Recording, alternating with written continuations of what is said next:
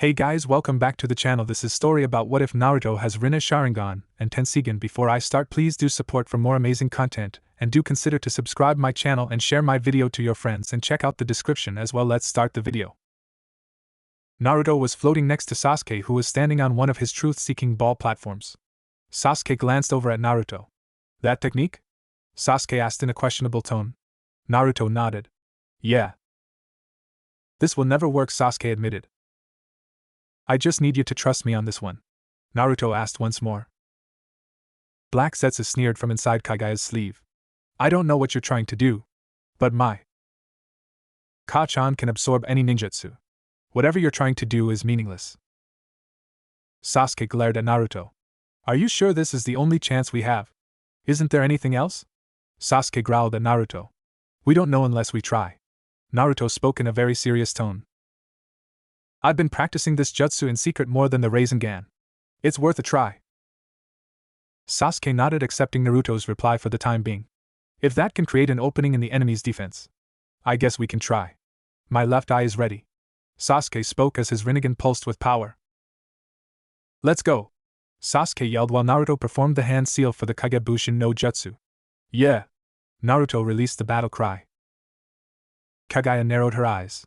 She felt no need to use her Byakugan until they decided to actually do something. Amaterasu! Sasuke whispered as he channeled chakra to his left eye, which began to secrete tears of blood. The eternal black flame said to be unextinguishable engulfed Kagaya's body, but she completely ignored it, simply absorbing them before they could do anything to her. Naruto rushed in towards Kagaya. Kagebushin no Jutsu. Naruto spawned off 6 clones as Kagaya activated her Byakugan. What Naruto did next was forever burned into Kagaya's memory. Sexy reverse harem no jutsu. Everyone besides Kagaya sported a deadpan look. Kagaya, on the other hand, blushed crimson red. Naruto dispelled his jutsu soon along with his clones as he sucker punched Kagaya in the face, sending her flying back. This is the history of shinobi, you bastard! Naruto roared out. Meanwhile, Sasuke threw a kunai in the direction Kagaya's body was heading, but he wasn't aiming to hit her. He threw it past her, and used the Minotajikara to teleport himself, putting Kagaya in between the two. Now, Naruto! Sasuke shouted. Sasuke and Naruto were within inches of sealing away Kagaya, until she activated her Rinne Sharingan's signature ability Aimanaminaka. Sasuke, Kagaya and Naruto were now stuck in a block of ice. Cold. What? Naruto thought to himself. Sasuke thought to himself. Kagaya opened another portal as she escaped from the ice block. She vanished. Is she able to travel through dimensions? Naruto thought to himself frantically. Naruto glanced to his right as he saw Kagaya exiting her portal. Kagaya moved again in hopes of being able to drain them of their chakra. Sasuke's left eye began to bleed once more.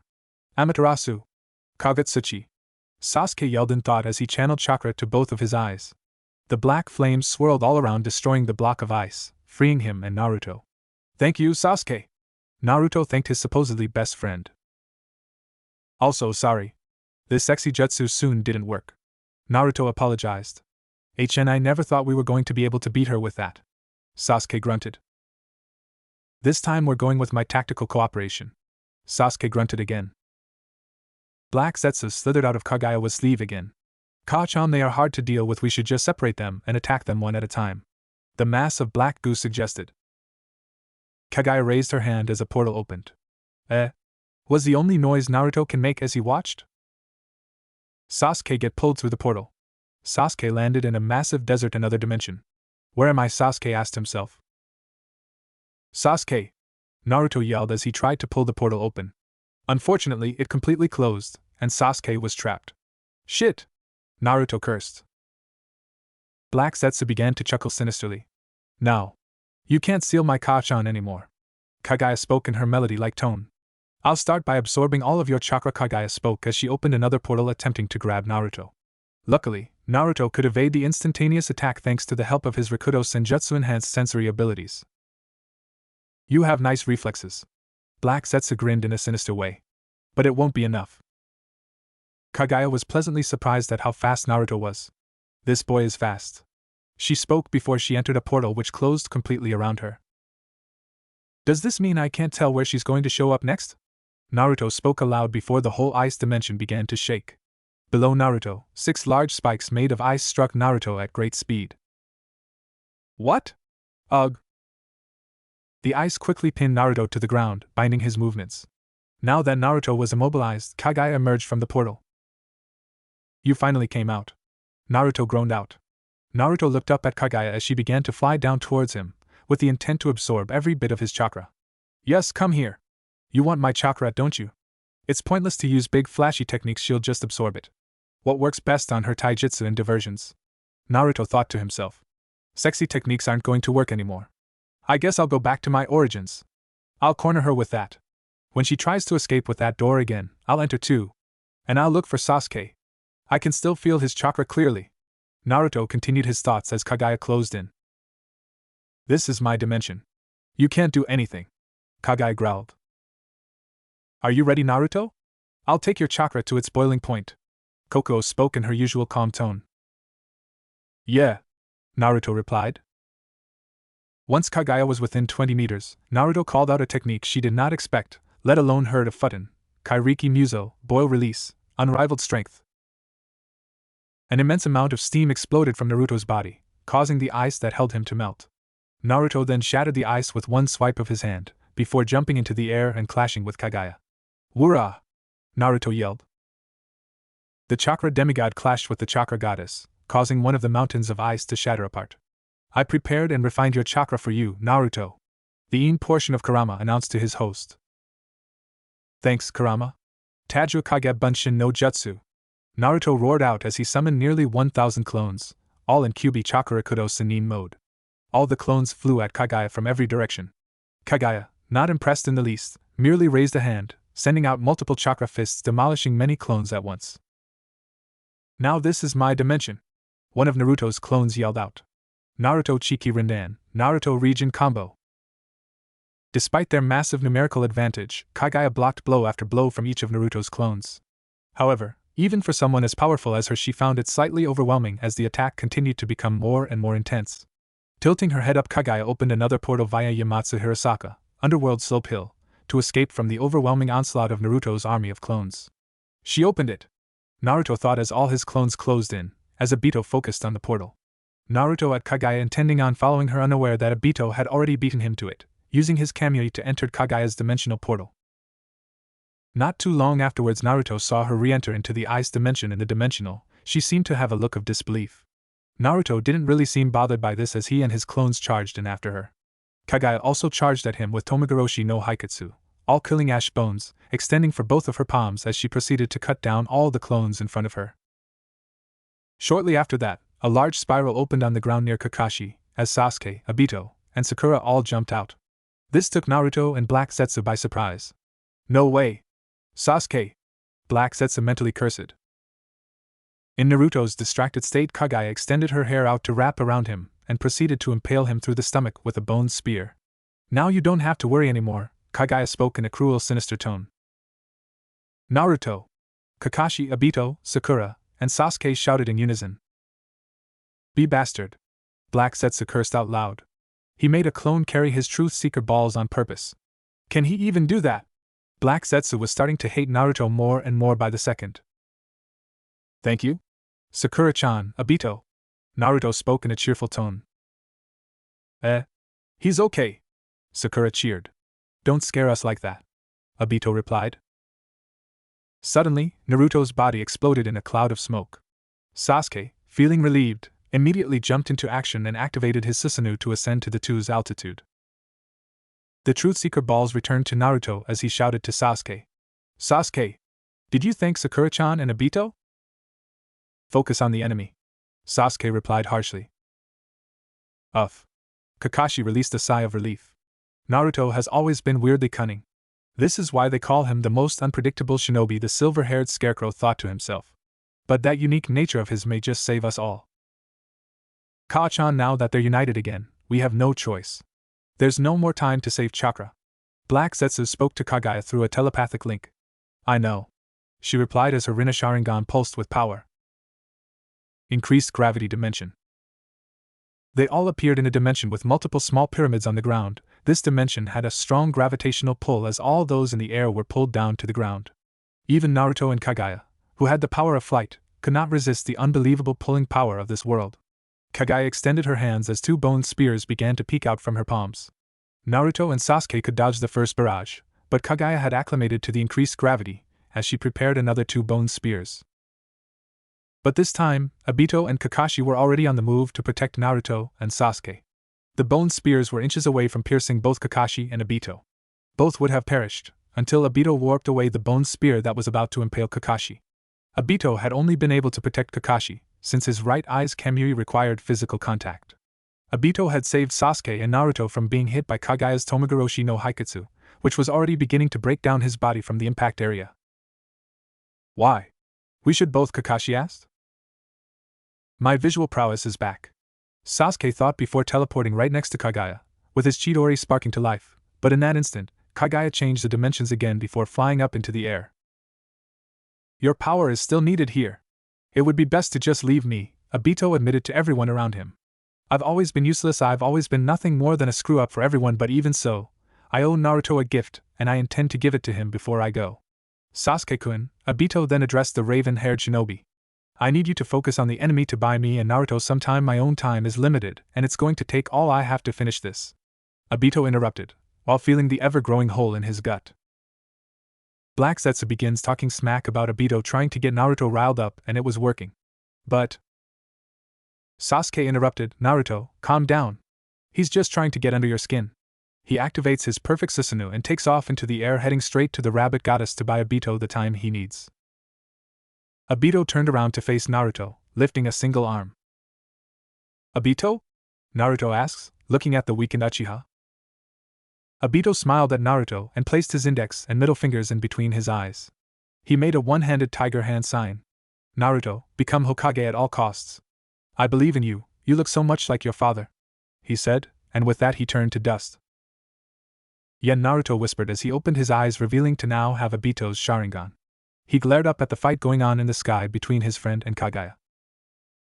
Using a combination of his own enhanced speed, 6 paths power, and Kamui, in a flash of gold, Naruto blitzed Kagaya, slashing her arm off with Black Zetsu attached to it.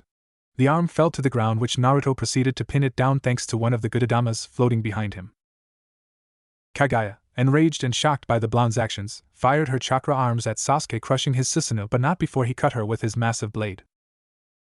In an even greater fit of rage, Kagaya launched multiple Tomogoroshi no Haikatsu at Sasuke, who began falling from a great height. But it was too late, because despite 2 out of the 3 bone spears missed Sasuke, the third one hit its mark. The decayed bamboo-like projectile pierced Sasuke through the stomach as he vomited out blood. Naruto's eyes widened in horror as he flew towards Sasuke. Sasasuke! Naruto caught Sasuke as he falls forwards, laying the dying Uchiha on the ground as Kakashi and Sakura ran over to them in hopes of saving Sasuke. Sasuke-kun, hold on, I'll heal you, Sakura cried out with tears her eyes. Sasuke grabbed her hand. No, Sakura, it's too late for me. I don't deserve to live anymore. Naruto became outraged and yelled. Don't say that, Sasuke. I thought you wanted to become the Hokage. Sasuke looked up at Naruto into his new Sharingan eyes with a sad expression. Sasuke's eyes became heavy as they closed, and he smiled. With the last of his strength, Sasuke pressed his pointer and middle finger against Naruto's forehead. Soon afterwards, Sasuke's weak body fully disintegrated. Sakura cried out in sadness. Kakashi put his head down in shame, having not been able to protect his former student. Naruto, we need to talk. Kurama called out to Naruto before he could start grieving over the death of his best friend. Naruto felt himself being pulled into his mindscape. Mindscape. Kid, we need to talk, things aren't looking too well out there. And at the rate you're going, we're all going to die. But me and my siblings have come to a decision to ensure that everything goes smoothly. We shall meld together and create a new Jubi. This one will have sentience, unlike our original form. On top of that, once we have extracted our other parts, they will be resealed into you and will combine with the new 10 tails, Kurama explained in a melancholic tone. No! You can't do that, Kurama. We're partners. I don't want you to do that. I don't care about myself. Please don't sacrifice yourself for me. Naruto yelled out, his voice cracking. Tears made their way out of the blonde's eyes, but he didn't rub them away. Even if he did, more would follow. Kurama gave him hell in his early years, but since the beginning of this war, Kurama has become closer to Naruto. The demon fox and the sage had become the ultimate duo throughout this war, relying on each other and helping the other complete their shared goals. One wanted to destroy Madara Uchiha, and the other wanted to bring peace to the elemental nations. Naruto stared up at the fox in silence, hiccuping from trying to force down his rising emotions. Naruto, dry your tears, now is not the time. You can cry after this war is over and Kaguya has been sealed away, Kurama said as Naruto seemed to regain control of himself to an acceptable level. He slowly walked up to Kurama and raised his fist, tears silently running down his face. All the other Bijus placed their hands, paws, tentacles, and feet on top of Kurama's fist. Gaki, you better win. We're not sacrificing our consciousness for nothing, you know. Shikaku grumbled. Regardless of what we become after this, Naruto-kun, just remember we'll always be with you. Matatabi meowed softly. Bring our creator's wishes to fruition, and bring peace to this godforsaken world. Isabu spoke in a dull, bored tone. Gaki, you've already saved us once, so we're returning the favor now. Beat this ancient rabbit bitch for us. Ho ho! Son Goku howled. I know you can do it, Naruto-kun. We needed each other's help to get this far, and now it's time for you to finish this. Koko gave a few words of encouragement. Yes. Saiken believes you can do this. Saiken squeaked out in her squeaky tone.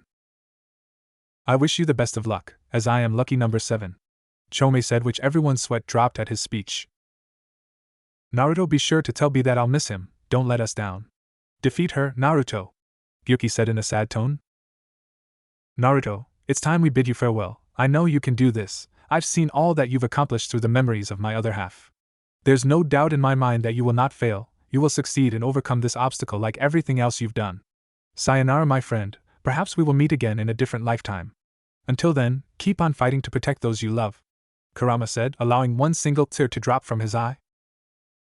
All 9 Bijus began to glow different colors. Shikaku turned tan, Matatabi blue, Isabu teal, Son Goku bright red, Koko light blue, Saiken pink, Chome green, Gyuki purple, and Kurama turned yellow. The 9 multicolored energies collided with one another, creating a large orb of white and black chakra that seemed to be solidifying. Naruto could no longer hold his emotions as he dropped to his knees, crying his eyes out, no matter how much hell Kurama caused him.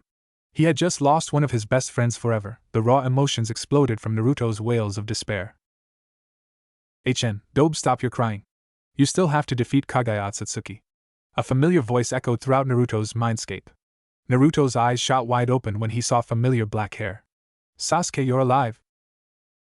No, you Baka, I am indeed dead. I simply implanted my Rikudo chakra into you so that you have a fighting chance against Kaguya. Sasuke said to his idiot of a friend. I need to tell you something. The reason why I wanted to become the Hokage, execute the current Kage, kill the Bijus, and push for a revolution to destroy the old world and rebuild anew. But now that I'm no longer in the world of the living, my plans will never come to life. So, I guess I have to put my faith and trust in you, Do. Naruto eyes widen at Sasuke's reason for wanting to become Hokage. Why would you do that, Sasuke? Naruto asked in both a surprised and hostile tone. You really are an idiot, aren't you? We're opposites. You're a Shura, you love helping people, and you acquired help from multiple people to do anything. While I'm Indra, I do everything on my own and I prefer being alone in the dark. Sasuke explained. But neither is perfect on their own. Do you get it now? Separately we're incomplete, but together we can be something much greater. I can see it now that you're far stronger than me. You always held back. You were afraid of killing me. That's why you held back so much of your power. But please stop doing that, it can get you killed, but knowing you're not going to listen. Sasuke said before grabbing Naruto's left hand with his own left hand, and placing his other hand on Naruto's head. What are you doing, Sasuke? Naruto asked, starting to get a little bit afraid. I'm going to complete you, Naruto. I'm going to make sure you don't fail. I'm going to give you the Rikudo chakra Hagoromo gave to me. This should allow you to awaken the Rinnegan. And trust me, this is for your own good, Dobe, because you're too stupid and naive to do anything on your own. Before Naruto could utter another word, the only thing he knew was pain. He could feel all Sasuke's potent Rikudo chakra course through his chakra coils. It only lasted an instant, and once it was gone, Sasuke let Naruto go as he dropped down to his knees. By the way, this will leave some of my own personality in you. Farewell, my brother, I believe in you, Sasuke said before he vanished from sight. Naruto finally forced himself up to a standing position, looking around. Sasuke was nowhere to be seen. Naruto then heard a loud crack sound. He turned around and noticed that the large sphere of solidified chakra was beginning to break apart.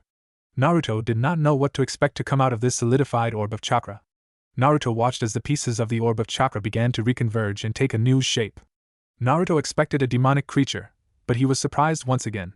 The orb became a pale-skinned woman with delicate facial features. She had long black hair, reaching to her waist, and her eyes were two Rinne Sharingan. She had long, dark fingernails. She wore a multicolored white, blue, and yellow kimono. However, the most notable feature she possessed was that she had two black-haired wolf ears and a wolf tail on her behind. Naruto stared at the beautiful woman standing before him. She looked around as if she was confused, frightened. Naruto decided that she needed some assistance, and walked towards her. Could I mean Jubi? The newly born Jubi looked towards Naruto before tilting her head. Nar Yuto, she spoke in a distorted, broken tone. Naruto nodded. Yes, I'm Naruto, Naruto said awkwardly. The woman tilted her head to the side. So, Jubi, do you have a name? Naruto asked the woman in front of her. She straightened her head again before answering. No, she answered. Naruto frowned at this before gently tapping his finger against his chin. I've never given anyone a name before, this might be tough, Naruto thought for a few seconds before a grin spread across his face. I got a name, how about Kahana? Naruto declared as the humanoid Jubi remained quiet before giving a small smile showing off her white teeth. I like it, Naruto. The sound of her voice was starting to get better. It was softer, more human, more feminine. It seemed the more they talked the better they got. Perhaps it had to do with the fact that she was just created, and was trying to get used to their new form. Kahana-chan, do you remember Kurama, or Sun? Naruto asked, hopeful that the Jubi did. Kahana nodded. Yes, I have their memories, and I'll always be here for you, Naruto.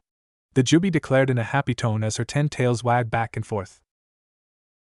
Naruto smiled. Even after losing Kurama, he gained someone else who could possibly fill the void that Kurama left. Naruto. Kahana spoke in a serious tone of voice. Yes, Kahana, what is it? Naruto asked. You remember what happened when you channeled Kurama's chakra with your Rikudo Sannin mode? Kahana asked as Naruto nodded. When you channel my chakra with your Rikudo Sannin mode, it will grant you a form like Madara's Jinchuriki form, but much stronger in every way, Kahana explained as Naruto nodded. I'm going to help you defeat Kagaya, and with the power and Rinnegan you inherited from both Sasuke and Obito. We will not fail, we shall succeed. Naruto looked confused. Rinnegan? Naruto said before closing his eyes. He could sense the unique energy that the Rinnegan created. He indeed had 2 6-tomo Rinnegan. Now I believe it's time for you to leave, as you're about to enter into the new world. Kahana said, which almost instantly Naruto was forced out of his mindscape. Kagaya's dimension. Naruto's whole body was engulfed by layer after layer of white smoke, making it nearly impossible to see Naruto except for the silhouette of his body. Soon afterwards, everyone could hear footsteps as Naruto slowly making his way out of the thick clouds of smoke. When he emerged, not only was Kakashi and Sakura surprised, but so was Kagaya, as Naruto greatly resembled Madara after he became the Jinchuriki of the Jubi. Naruto now had spiky white hair and pale skin. His once golden chakra cloak was replaced by full-body black garment with black pants, fingerless gloves, and boots, over which he wore a flowing white robe with 6 black Magatama markings across his chest and the familiar pattern of a black Rinnegan, and 9 black Magatama markings in rows of 3 on his back. 2 gray horn-like protrusions grew out of his left and right temples, giving him an overall appearance very like that of the Sage of the 6 Paths. Naruto now had 10 Truth Seeker balls floating behind him in a halo formation. In his right hand he held a dual-headed Shikujo. One end has a ringed hoop, while the other end possesses a crescent-shaped curve, representing the sun and moon respectively. Naruto opened his eyes, which were both sporting Tomo Rinnegan. You're going to pay for what you've done, you rabbit bitch. Naruto growled before kicking off the ground, flying directly at Kagaya with the intent to kill. How dare you call me that, you wretched base creature? Kagaya yelled back in anger as Naruto slammed into her body. The 2 chakra gods clashed above the ground. Every time the 2 clashed, they created shockwaves from the amount of force that both Naruto and Kagaya were releasing. The amount of power that these 2 possessed was immeasurable. Yasugami Kujiki, 80 Gods Vacuum Attack! Kagaya yelled out as she released a volley of chakra fists at Naruto, who countered with his own chakra fists. Chakra fists clashed with one another, which released even larger shockwaves that caused the ground to break apart beneath them. Kagaya growled as she was pushed back yet again by this pathetic base creature. It angered her that he could match her easily in speed, strength, and chakra. Perhaps she would have had a better chance if she left Indra's reincarnation alive, and without Black Zetsu things seemed grim. Kagaya extended her right hand and a bone shard began to stick out of her palm. She was intent on murdering Naruto with or without his chakra absorbed at this point. Unfortunately for her, Naruto's left eye pulsed with power. Kamui! Naruto yelled as space seemed to distort around Kagaya's hand before being sucked into a vortex, ripping her hand right off. Ayakak! Kagaya yelled as she glared daggers at Naruto. Naruto's left eye pulsed with power once more before appearing directly behind Kagaya with a Rasengan in his hand. Kagaya turned just in time to get blasted towards the ground by Naruto's Rasengan. Naruto watched as the rabbit goddess came to a full stop before glaring at him. She focused on the stump that used to be her arm. Naruto's face contorted with a look of disgust as sounds of sickening flesh movement echoed clearly. So, she has instant regeneration? Naruto thought to himself. You have the same power, Naruto, since you have no Rikudo Senjutsu, and me inside of you. Kihana explained telepathically as Naruto nodded. An insect like you has no right to wield such power. Your chakra, it belongs to me, all of it shall become one. I shall make all chakra mine once again, Kagaya growled before her eyes widened. Before she knew it, Naruto was gone. Kagaya looked up but was too late. Naruto's right in front of her with his fists cocked back. Will you shut up, you fucking rabbit bitch? Naruto yelled. Naruto slammed his fist directly into Kagaya's face, sending her hurtling towards the ground before Naruto dive-bombed at her. Kagaya opened her eyes glaring at Naruto before extending both of her newly regenerated hands and released bone spears from both palms. Naruto quickly dodged the projectiles, although once the threat was gone, he saw a flurry of chakra fists heading straight for him. Naruto dodged again, turning his head to the left. He saw Kagaya. In one quick motion, Kagaya ripped out Naruto's left eye, instantly crushing the eye. Gah! Naruto cried before clenching his empty eye socket. Naruto, you alright? Kihana asked in a concerned tone as Naruto groaned at absolute agony. No, she ripped out my eyes. Naruto responded as he glared at the rabbit goddess. Kihana was concerned for its host. What are you going to do? Naruto glared up at the grinning goddess. An eye for an eye, Niji and so many others have told me just how useful the Byakugan is. Naruto replied darkly. If that's what you want to do, then I won't stop you. Also, I was able to transfer your long-range Kamui to your remaining right eye. Kihana spoke as Naruto nodded in appreciation. Naruto quickly focused his right eye on Kagaya before activating his Amenotejikura, Heavenly Hand power. As he instantly appeared before her, much to the goddess's surprise, as she tried to gouge out his right eye, her hand phased a ray through his head, much to her surprise. Using her surprise against her, Naruto quickly aimed his fingers for Kagaya's face and quickly ripped out one of her Byakugan. Ka! Kagaya cried in pain as Naruto quickly descended to the ground before implanting her Byakugan into his empty aching eye socket. Naruto felt Kihana chakra going towards his to establish a connection so he could properly use it. Naruto grinned as his new silverish white eyes are fully operational, sending chakra to it. The veins around his left eye bulged. This is incredible, I can see everything around me, Naruto thought with glee. Naruto quickly reascended to the air before raising his hand into the air. Naruto's 10 Truth Seeker balls floating above his head, as he was preparing for a major attack. Let's go, Kihana! Naruto yelled out. Yeah, Naruto! Kihana yelled back. As his 10 truth-seeking balls formed into 10 Bijudama Raisin Shuriken. He threw the 10 Bijudama Raisin Shuriken at Kagaya, which causes a giant explosion. Ayakak! She howled in pain. Naruto smirked before summoning his perfect Susanoo. With both of katanas unsheathed, he proceeded to cut the massive explosion in half, gently landing on the ground before dispelling his Susanoo. Naruto looked up, to see Kagaya missing the lower half of her body and her right arm. Both of her horns were missing. What have you done to me, you base creature? Kagaya yelled in anger, as her body began to morph, changing. Naruto's new Jubi Jinchuriki form caused a chain reaction with the Bijus trapped within Kagaya, causing her form to mutate into an unstable rabbit-like version of the original Jubi. From down on the ground, Black Zetsu, who was pinned by 2 of Naruto's Truth Seeker balls, became more and more worried for his mother/creator. This isn't humanoid. This thing is not Ka-chan, and it's not the Jubi either. It must have been caused by Naruto's previous attack that called the Bijus to the surface, which resulted in Ka-chan being turned into that thing. It's not stable. Black Zetsu thought to himself, as he saw the abomination with at least 10 tails with hands at the end of them. Unfortunately, much to his surprise, the abomination sent one of its tails directly after him. What no? Kei-chan! Don't! Were the last words Black Zetsu cried out before being absorbed. Naruto smirked as he noticed the 9 Bijus within Kagaya were fighting against her. Kihana, you ready? Naruto yelled. Yes, I'm ready, Naruto. Kihana replied. From the back of Naruto's abdomen, 10 white chakra-based tails bursted into life. 9 of them grew hands at the end of him before latching onto the 9 Bija heads that were currently moving in the giant orb behind the unstable rabbit-like version of the Jubi. Naruto made a cross-like hand sign. Tajua Kage Bunshin no Jutsu. Naruto created another 1,000 clones which all grabbed his single remaining tail and began to pull backwards. Come on, you guys, yank them out! Naruto yelled out, as the clones all released their own battle cries, before pulling back hard. The giant mutated chakra Jubi released a howl as the 9 bijus were ripped from its body. "They're out!" Naruto cheered before dispelling all his clones. After which, he proceeded to pull the 9 bijus into his body. "We did it, Naruto! The other halves of the biju have been sealed, they're combining with my being as we speak." Kihana confirmed their successful assault, but it wasn't over yet. Looking up, Naruto could see the unstable rabbit-like version of the Jubi body collapsing on itself, revealing a weak and frail Kagaya Otsutsuki. As she glared down at Naruto, gritting her teeth in anger, which Naruto didn't give her a chance to recover as he rushed at Kagaya and put both of his hands on her.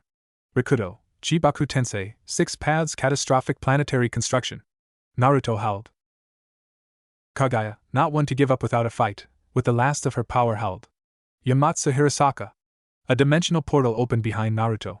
Even with his powers, he couldn't resist the sudden and unexpected pull of the portal that was behind him. The last thing Naruto saw was Kakashi and Sakura's shocked faces seeing him fall into the portal. Naruto also saw the cruel smirk on Kagaya's face, before she slowly morphed back into the lifeless Geto Mazo. Naruto opened his eyes as he realized he was currently laying on a futon, quickly sitting up and looking around. Naruto noticed the room he was in. The design and furniture of the room looked as if it belonged to someone of royalty, like a king or queen. It could have possibly even been a prince or princess. Naruto began to wonder where specifically he was. Although he didn't have to wonder for very long, as a sliding door opened, it revealing Kihana in all her absolute beauty. "Kihana-chan, where are we? What is this place?" Naruto asked as Kihana giggled slightly. "We're still in your mindscape, Naruto-kun. If I may, I have someone who would like to meet you," Kihana explained as Naruto nodded before getting off the futon. Naruto silently followed Kihana through the hallway before they came to a large set of sliding doors. Kihana gently and delicately knocked on the door. "Come in." A majestic female voice called out. Much to Naruto's surprise, the only person Naruto knew of who had a voice that rivaled this one in terms of beauty was Kihana. Upon opening the door, Naruto was rendered speechless by what he saw. He saw a beautiful, elegant, and attractive young woman with a voluptuous figure, long crimson red hair pulled back in a ponytail with split bangs, and ruby red eyes with cat-like pupils. She had alabaster white skin and enormous breasts, which rivaled Kihana's in terms of size. She wore a red kimono, with a gold interior, as well as a pink obi. More noticeably, she had a pair of red-orange fox ear and 9 red-orange foxtails. She was currently sitting on one of 3 size of pillows in front of a brown wooden round table with a tea kettle, multiple teacups, and what looked to be an assortment of different types of food. She must have been waiting patiently for Naruto to arrive. The beautiful red-haired woman gave an amused smirk when she saw Naruto. "Well, I must say you're a definite improvement over my previous container. Now please sit so we may discuss a few things." The crimson-haired vixen gestured for Naruto and Kihana to sit. The 2 beings from another world sat on the 2 available size of pillows accordingly. The female Kyuubi handed both Naruto and Kihana a cup of tea and began to speak. "I believe we should start with introductions. I'll start us off. Hello, I'm Otsutsuki Kurami, eldest daughter of Otsutsuki Hagoromo. I was born from the division of the Jubi's power. I like walking through the forest in the morning, cloud watching, and watching the sunset." The newly named Kurami spoke. Kihana decided to introduce herself next. "Hello, my name is Otsutsuki Kihana. I was born from the collaboration of the 9 bijus of our world fusing together. I'm not really sure what I like now. I guess spending time with Naruto-kun would be my only like." Kihana said, a little bit unsure and the like part. Naruto took a quick breath before speaking.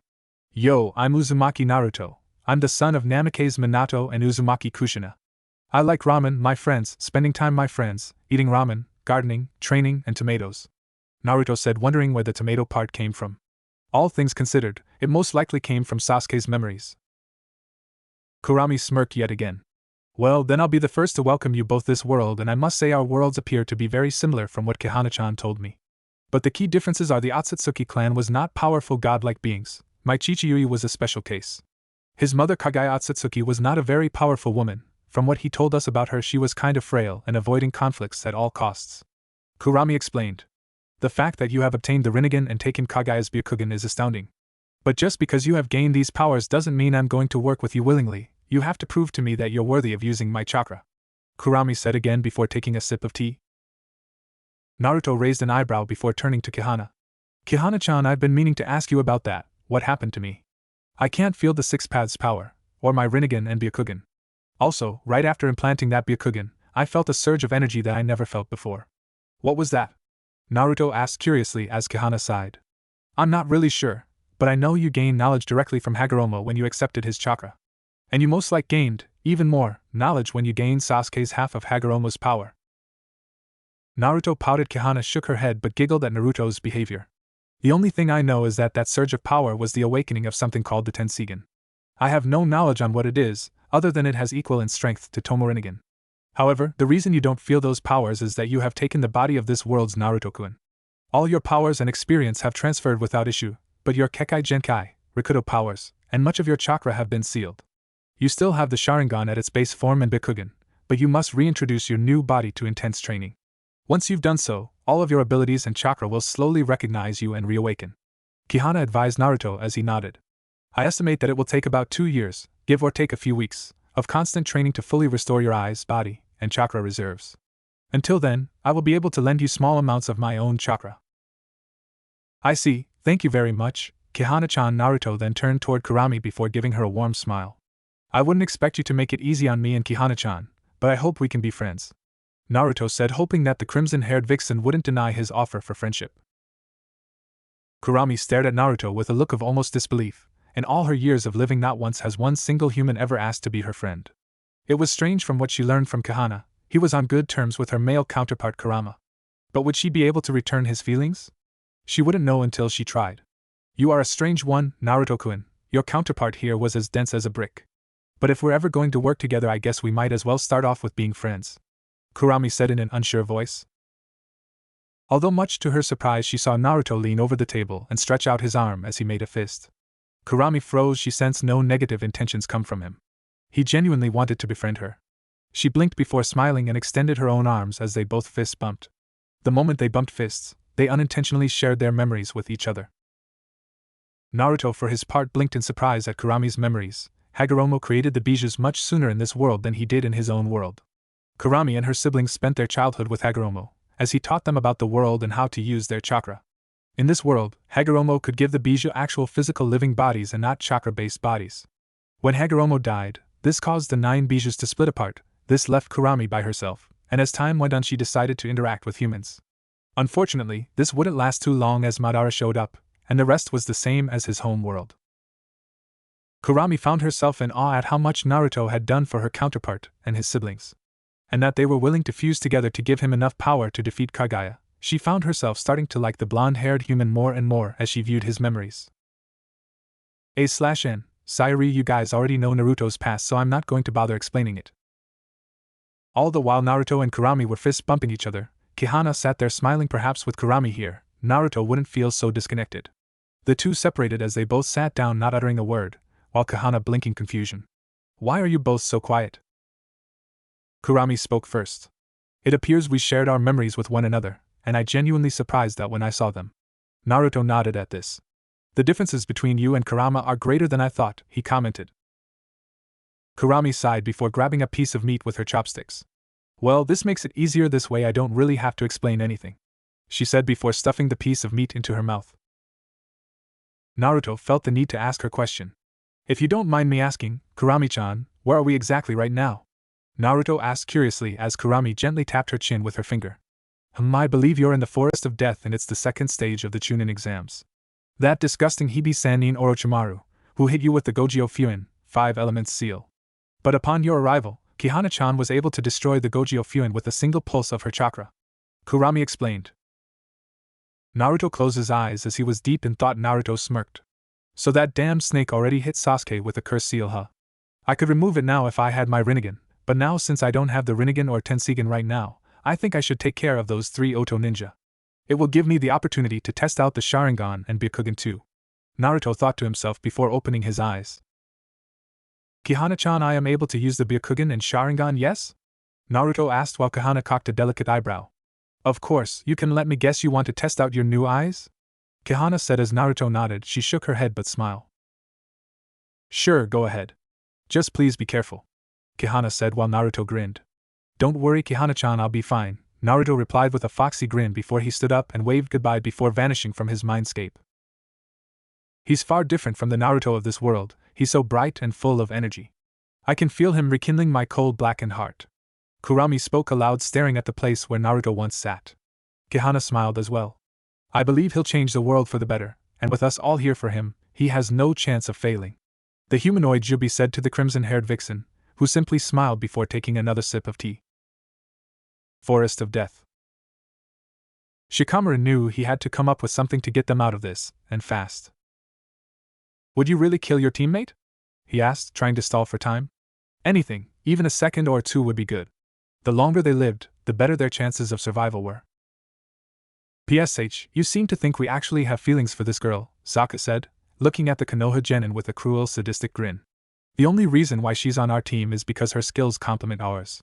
But if she couldn't even stop herself from getting caught by some worthless jutsu like that, then we have no further use for her. She is expendable. Bah, I can't take this anymore. Everyone looked up to see Niji and Tenten on a branch a few meters above them. Niji scowled as he crossed his arms, some small-time ninja from a second-rate village like Otogekure fighting a bunch of defenseless Beacon kids. You call that a victory? He scoffed, how pathetic. They're persistent as cockroaches. Those other losers gave up far easier than these ones, Dosa mumbled. Lee Tenten muttered as she saw her teammate. Niji glanced at her before looking back at the battle. He focused his sights on the three Oto genin. Niji soon channeled some of his chakra into his eyes, causing veins to bulge around the sides of his head. The glare he sent the Otonin, enhanced by the bulging veins of his Byakugan, caused Dosu and Zaku to freeze in their tracks temporarily. It seems you used my teammate as a punching bag. That will be the biggest mistake of your life. Yeah, so what if we did white eyes? What would you even do about it? Come down and kick our asses? Zaku sent the Hyuga a returning glare. Niji was about to reply when something caught his eye. Before he smirked and deactivated his Byakugan, it seems we don't have to do anything.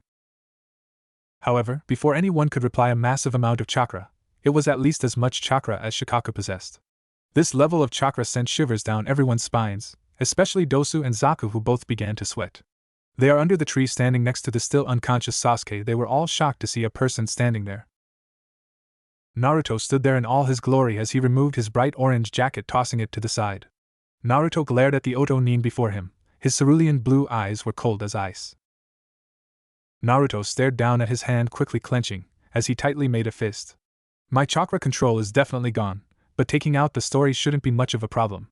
It would probably be best if I didn't use any of the jutsus I learned from Ero Sennin, as it would raise too many questions. Naruto thought as he released his killer intent, causing everyone to tense up, minus Zaku, who either he didn't possess sensory abilities, or simply didn't care. The blonde-black smirked before clasping his hands together, activating two different powers in his eyes. In his left eye, the cerulean blue color transformed into a pure white pupilless orb with veins bulging from his left temple. His right eye changed color as well, but instead of white, it became red with three black tomo encircling his black pupil. He had both the Byakugan and the fully matured Sharingan. Naruto?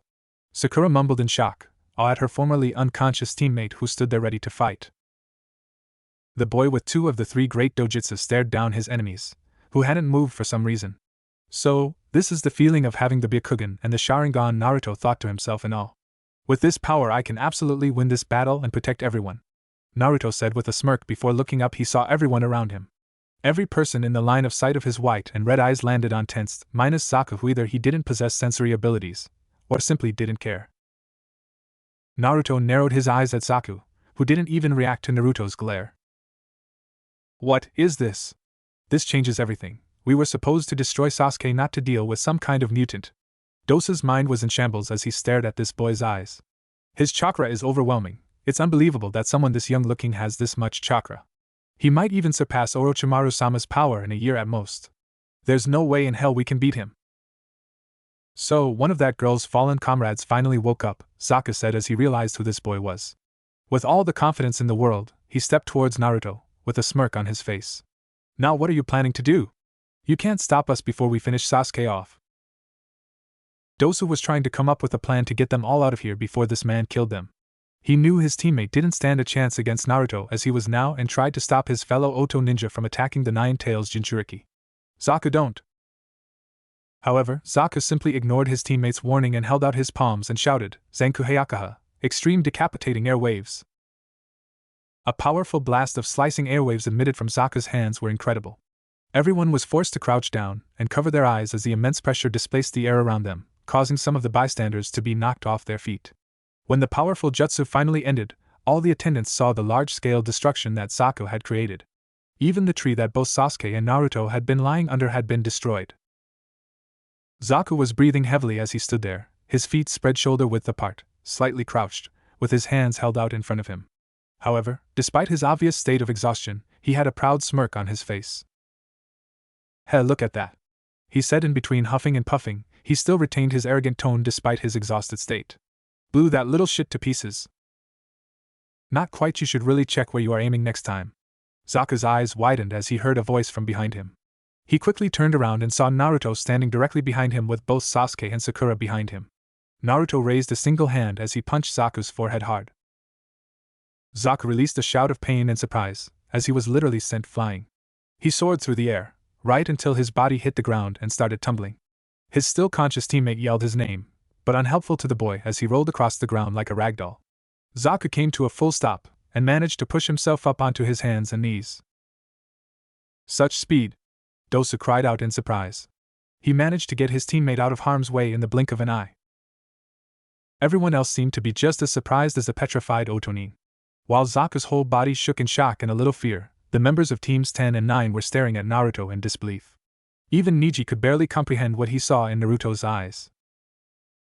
Naruto took a step forward before he heard a small voice in his head. It was Kahana's voice. "Naruto-kun, use the 8 trigrams, vacuum palm, Hakusho, dot." Naruto's eyes widened slightly before he received mental instructions on how to use this technique. "Hakusho!" Naruto yelled before extending his hand palm out. Naruto then launched a shell of compressed air and chakra at the unsuspecting Zaku. Watching the sudden attack, Neji was in pure and utter disbelief. Who is he? Why does he have the Byakugan and know the Juken, gentle fist? He wanted desperately to know.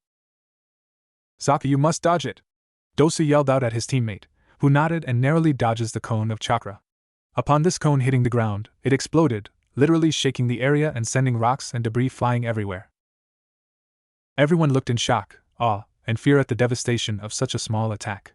Naruto simply raised his arm again, creating the same technique once more, firing the technique at Zaku again, who stuck out his arms and released a powerful blast of his own airwaves. "I'm not going to let you get the best of me again," Zaku yelled out, frantically trying to stop the small drill of destructive chakra. Naruto simply smirked. "How cute, but your little breeze won't save you," Naruto spoke in an arrogant tone, clearly showing some of Sasuke's personality traits that he gained through Sasuke involuntarily. Zaku's eyes widened when he saw the cone pierce through and destroyed his attack and hit him directly in the stomach. Much to everyone's surprise, the attack didn't pierce through or gouge Zaku's body, but Zaku soon felt incredibly weak. "Gah! My chakra, what is going on?" Naruto advanced towards the fallen Otonin before picking them up by the back of his shirt. Naruto then turned towards Dosu. "Don't worry, your teammate is not dead. He's simply weak from his chakra being temporarily closed. Now give me your scroll before I beat you half to death." Naruto spoke in a non-humorous tone. Dosu gulped as he grabbed his scroll. He knew better than to mess with someone who had this much power. "Here, will you let us go?" Dosu asked as he tossed Naruto his scroll. Naruto, in turn, tossed Zaku to Dosu. Naruto caught the scroll and looked at it. Nodding with a satisfied look, he pocketed the scroll and gave Dosu a dismissive wave. "You go get lost or something." Dosu held in a sigh of relief as he picked up Zaku and Kin, throwing one over his shoulder and the other in an underarm carry. Naruto waited until Dosu was out of sight before deactivating his dojutsu. With the danger gone, Naruto turned around to face his fellow Konoha genin. "Yo," Naruto said awkwardly as he waved. Everyone looked at him, still stunned. "Naruto?" Shikamaru spoke in a very unsure tone. The Nara answered as he couldn't believe that this person was Naruto. But it made no sense. Naruto always wore his obnoxious bright kill-me orange jumpsuit, and never took it off for no reason. Another factor has Naruto had an obnoxiously loud mouth which they all remembered from the academy, and yet this he was calm and cool and collected. Shikamaru couldn't help but wonder what happened to the blonde. Something must have happened to him during their fight with the Oto ninja. Naruto stood there with a slightly annoyed look on his face. "Well, who else were you expecting? Santa Claus or something?" Naruto asked sarcastically, causing the two beautiful Bijou within him to giggle. Naruto's little retort seemed to snap everyone out of their stupor, but this still left them in a haze as they wondered how this person, who was radiating this much power, could possibly be Naruto. There was no way this extremely powerful and handsome-looking young man could be the dead last of their class. Shikamaru was about to ask Naruto a question when a vile and evil chakra descended onto the clearing. Everyone turned to see Sasuke, still on the ground, but with a violent purple chakra leaking out of his body like wisps of smoke. Naruto simply turned around and stared at Sasuke, as the chakra covered his entire body, encasing him in an ugly purple barrier. The barrier soon exploded, purple chakra lashing out in all directions. Sasuke was now hunched over, his legs spread out. He slowly stood up straight from a fetal position. The right side of his body was covered in glowing orange marks that spread across his face, arms and legs like a parasite, the strange flame-like marks that looked every bit as evil as the chakra he was unleashing felt. Sasuke-kun, Sakura mumbled in shock, awe and more than a little lust as she saw all of the power he was emitting. This, Sasuke Uchiha said in awe. His eyes lowered to his arm that was covered in all the Fuinjutsu markings. This power, this is just what I need to kill him, to kill Itachi. As if just noticing for the first time that he was not alone, Sasuke's head raised and his eyes stared at all of the people around him. His gaze then focused on Naruto, who looked different from what he once did. Sasuke looked at Naruto with jealousy in his eyes. Naruto had easily double the amount of power he now possessed. That power should be his and his alone. What's with the sudden change, Naruto? Sasuke growled in a demanding tone. His Sharingan eyes glared into Naruto's cerulean blue eyes. Naruto's eye twitched at Sasuke's behavior. Naruto in his original timeline never woke up in time to see how Sasuke defeated Zaku. It seems Naruto gained Sasuke's memories when he transferred his Rikudo chakra over to him. Naruto was truly disgusted by Sasuke's actions.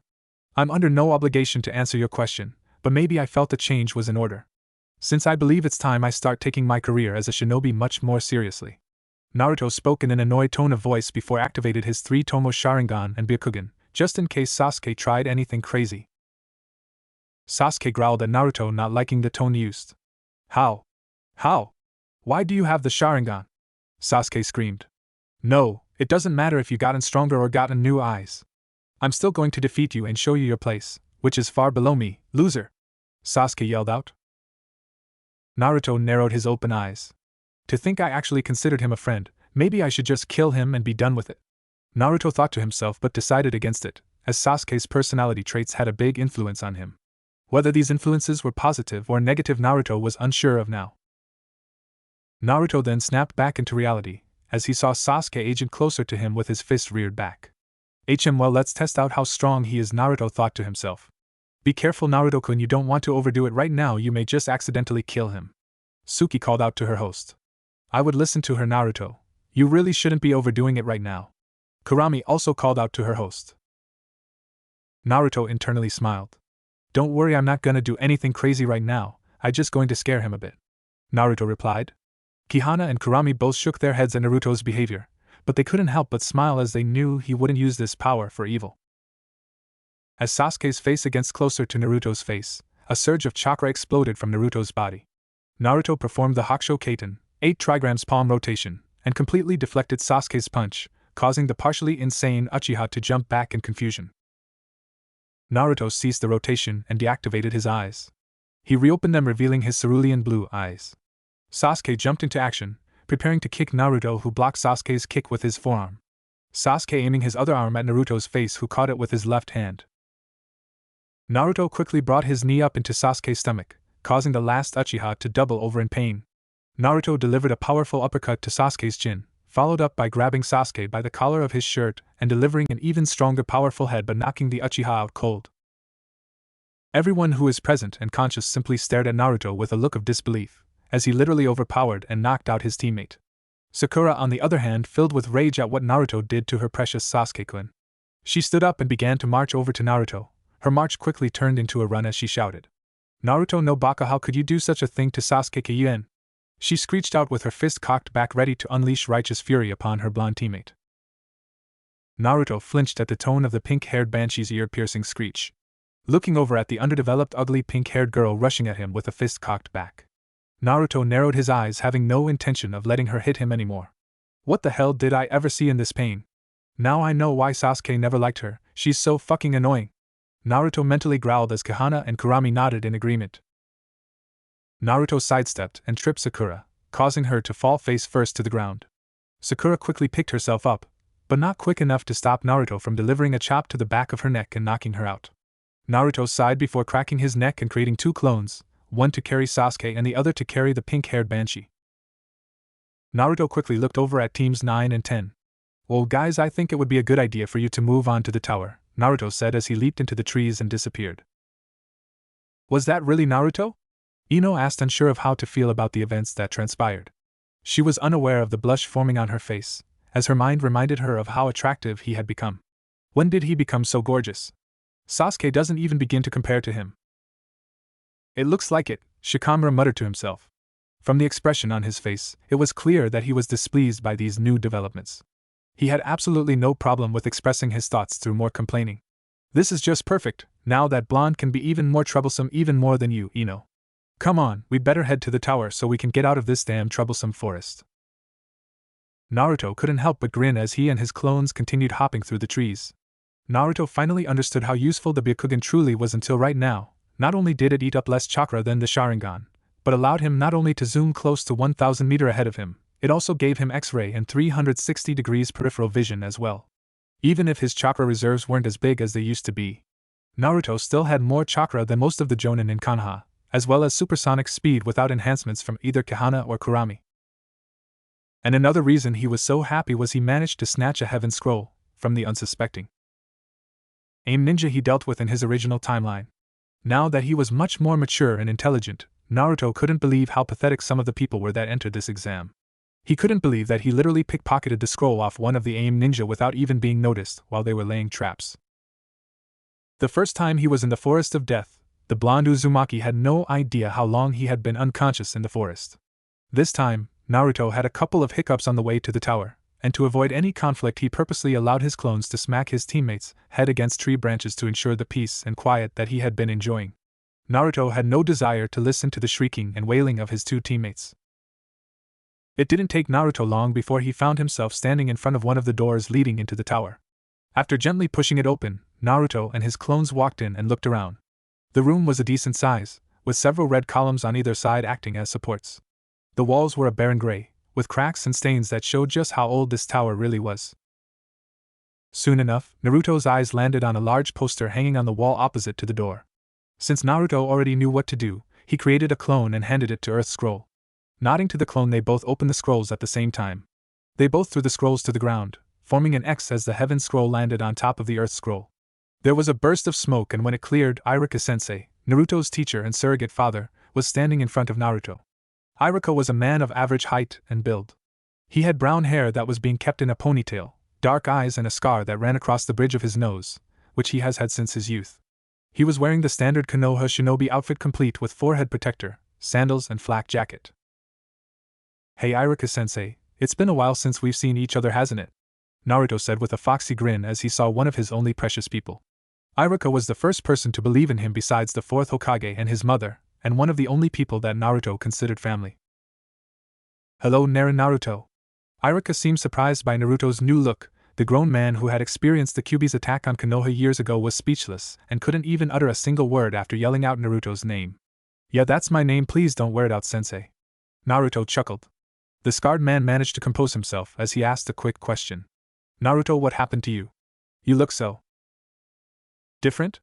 Naruto finished Iruka's sentence. Let's just say I awaken my bloodline sometimes during the exam, and we can leave it at that. Naruto said, much to Iruka's mixture of confusion and curiosity. I didn't know you had a bloodline? Well, I didn't know I had one either, Naruto said in a clueless tone. But don't worry, sensei, I'll tell you about it later. I just gotta figure out some things. For now, I'm kind of tired and hungry. Naruto spoke with a nervous chuckle as he scratched the back of his head sheepishly. Iruka nodded. He decided to drop the subject when he noticed that both Sasuke and Sakura unconscious on the floor not too far with Naruto. What exactly happened to them, Naruto? Naruto looked at his so-called teammates, and then looked back at Iruka with a look of disappointment. Sakura got knocked during a fight with some Otonin, and Sasuke got in a fight with a freaky lady who could summon snakes, and she gave him a hickey. Naruto explained. For all intents and purposes, he was telling the truth. Sasuke had been unconscious after he received the mark, and Naruto had to knock out both of them after the fight with Oto Ninja. On the other hand, Iruka felt a chill go down his spine. To his knowledge, there were only two people who could summon snakes, and one of them was a S-rank criminal/traitor. Assuming that man was truly in Konoha, then it could only mean trouble, and lots of it. Anyways, I think you get them to the hospital. They may be in serious trouble, Naruto said. Thankfully for him, Iruka simply nodded as he regained his composure. Sure, I'll get them to the medical bay immediately then. In the meantime, you should head down to the cafeteria. It's down the hall, 3 doors on your left, and after that you should head over to room 232 and get some rest. You have 2 days until the second part of the exams end. Naruto had a grateful and happy expression on his face. Thanks a bunch, sensei. I'll see you later then, Naruto said as he ran down the hall to get something to eat. Iruka simply chuckled as he shook his head. Different looks or not, Naruto was still the same. Time skip, the next morning. Naruto was enjoying a blissful sleep, dreaming about a happier time, of him being Hokage with Sasuke standing by his side as his right-hand man. The dream was too good to be true, which was correct as Naruto was woken up by water hitting him directly in the face. Naruto awoke to see Kurami standing over him holding an empty bucket that once held water. She had a smirk on her face. I believe it's time for you to get up. It's around noon. She spoke in a voice that held quite a bit of humor as he glared at the crimson-haired vixen. But then something came to mind. How was Kurami in the real world when she was supposed to be sealed within him? How did you get out of the seal? I thought it was impossible for any bijou besides the jubi? Naruto spoke in a confused tone. Kurami raised a single delicate eyebrow. Well, Naruto, to answer your question, it's exactly like the Kuchiyos no Jutsu, summoning technique, that you shinobi use. It allows me to summon myself outside of my Jinchuriki host's body, but most of my chakra is left in your body. Kurami explained as Naruto nodded. So why are you out here? Naruto asked curiously, said as he noticed Kahana was also in the room. Naruto-kun, we're here to discuss a few things you should do after you make it to the finals. And I suggest you tell as few people as possible that you're not from this timeline. Kahana spoke in a serious tone of voice. Naruto nodded. I wasn't planning on telling too many people about that anyways. I was only thinking about Jiji, the third Hokage, Erosenin, and maybe Kakashi, but that was about it. Naruto replied while his 2 very lovely tenants nodded. Anyways, now you already know about Hagoromo Otsutsuki from your world, so I believe it's only fair to tell you how he was in this world. Even though you saw my memories, you still don't know the history. So, I believe it's important that I tell you this now, while we have the time. Kurami said before there was a knock at the door. Naruto climbed out of bed wearing nothing but a t-shirt and his boxer shorts, debating on whether he should ignore the person. Naruto opened the door, and it was none other than Gaara, the Ichibi Jinchuriki and son of the Kazekage. Hello? How can I help you, Gaara? Naruto spoke in a surprised tone. The Ichibi wants me to speak with you, Uzumaki, Gaara said with a blank expression on his face. Naruto gained a confused expression on his face. Why would Shikaka want Gaara to speak with me? Naruto pondered for a second before gesturing for Naruto following man. Kurami could clearly sense her youngest brother inside this boy. She hadn't seen him since their father died.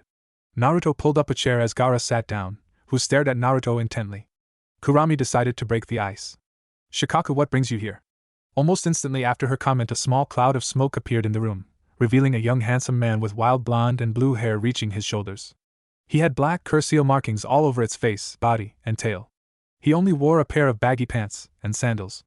The sclera of his eyes was black, with yellow irises and pupils that each both the shape of a black 4-pointed star with 4 black dots around it. Kukukuku. Still acting like a princess, are we? Keek keek. The reason why I'm here is because I swore I felt Aji-san, and I came to investigate. Shikaka replied in a sadistic teasing tone. Kurami narrowed her eyes but sighed. That would be my Jinchuriki Naruto and Kihana-chan over there. She gestured towards Naruto and the new Jubi. Shikaka took one look at Naruto before raising an eyebrow. I could have sworn you wore orange and were much weaker. Shikaka took one look at Kahana before his whole body froze in place, swaying behind her work 10 tails. TT, that's impossible. The Jubi's supposed to be sealed away. And it's supposed to be male. Shikaka wailed out as he took a few steps back. Gaara seemed confused by the whole situation. What do you mean by Jubi? Aren't there only 9 bijou? Gaara spoke in a very confused tone. Naruto then volunteered himself to explain. You see, I'm not the Naruto of this world, more or less Kahana and I were thrown into this world and I took over my counterpart's body. Naruto said as Shikaka and Gaara both looked at him as if he grew another head. Anyways, the Jubi is the aggregate of all 9 bijous fused together inside of the Gedo Mazo. In my world, the Jubi is the embodiment of Kage Otsutsuki combined with the Shinju, created to reclaim the chakra inherited by her sons, Hagoromo and Hamura. It was regarded as the progenitor of chakra, and is tied to the legend of the Rikudo Sannin and the birth of shinobi. He goes by multiple names: Jubi, Aim no Hitatsu no Kami, Datera, or Datarabachi. Naruto explained. Shikaka then glanced at Kahana began before looking back at Naruto. Then what about her? He spoke in a confused tone. Kihana spoke up. Oh, I was not created from the ghetto mazo if that's what you're asking. The 9 bijus chose to fuse together to create me, so that I may be able to help Naruto-kun when he was fighting against Kagaya. Kihana finished as Shikaka nodded. Gaara then asked the question. What about the Jubi of this world? Kurami and Shikaka both looked at each other before nodding. I think it'd be best if my Ne-sama told you, as I'm not really good with storytelling. Shikaka admitted in a bored tone. Kurami cleared her throat as she began to speak. Ahem, about 2,000 years ago existed a being of immeasurable power. It went by the same names as Naruto stated earlier, Aim no Hitatsu no Kami, Datara, Diadarabachi, or just plain Jubi. It's unknown where he came from. Some say he was created by both Kami and Yami to maintain balance. Or if he came from a different dimension, or if he's the manifestation of nature itself, no one knows. Shortly after he arrived, he began guiding and shaping the world, almost as if he was terraforming it and preparing for something. Eventually, he found a mortal bride. Her name was Kagaya Otsutsuki, the current princess and rightful heir of the Otsutsuki clan. From what Chichiyui told us, it was love at first sight, and eventually Kagaya became pregnant and bared 2 sons, Hagoromo and Hamura Otsutsuki. Not only were they humans, but they were the first 2 humans to ever wield chakra, and the only 2 members from the Otsutsuki clan who were actually powerful and didn't have weak and frail bodies. Eventually, Hagoromo and Hamura began wandering around the world, passing chakra to everyone they met, as well as sharing knowledge for their wish of creating world peace. They called this religion Ninshu for some reason. This angered the Jubi, so he began a mass genocide of the humans. He did this to reclaim his power, which his sons, in his own mind, foolishly shared with these lesser beings. Hagoromo and Hamura were absolutely disgusted by their father's reaction, but what pushed them really over the edge is when their father killed Kagaya, his own wife. This started an all-out war between father and sons. The battle lasted days until Hamura was fatally injured. One can only imagine the type of emotions Chichiyui must have gone through, especially when Hamura transferred the remainder of his power to his elder brother.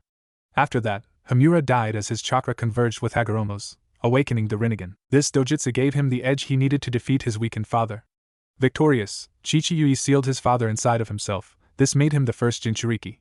Being the Jinchuriki and slayer of his father, everyone revered him as a god for his victory over the Jubi. Years later, Hagoromo separated his father's chakra within his body using his signature ability, the creation of all things ability, to divide it into 9 separated bodies, creating us, the 9 Bija. At our births, he gave us each a name. We grew up alongside his 2 sons Ashura and Indra. Many years later, Hagoromo hadn't aged all, but the moment he removed his father's husk from his body and sealed it, creating the celestial body we all know as the moon as the container, his body rapidly aged, and he sadly passed away shortly afterwards. Kurami finished wiping away a few tears of sadness. Shikaka may have not had tears in his eyes, but he was obviously depressed after hearing that story. Shikaka then looked towards his sister and her host Jinchuriki host and Kihana. I think I should inform you now, Gaara's father is planning an invasion with Orochimaru to destroy Konoha. Shikaka spoke in a serious tone. Naruto looked towards the Shikaku.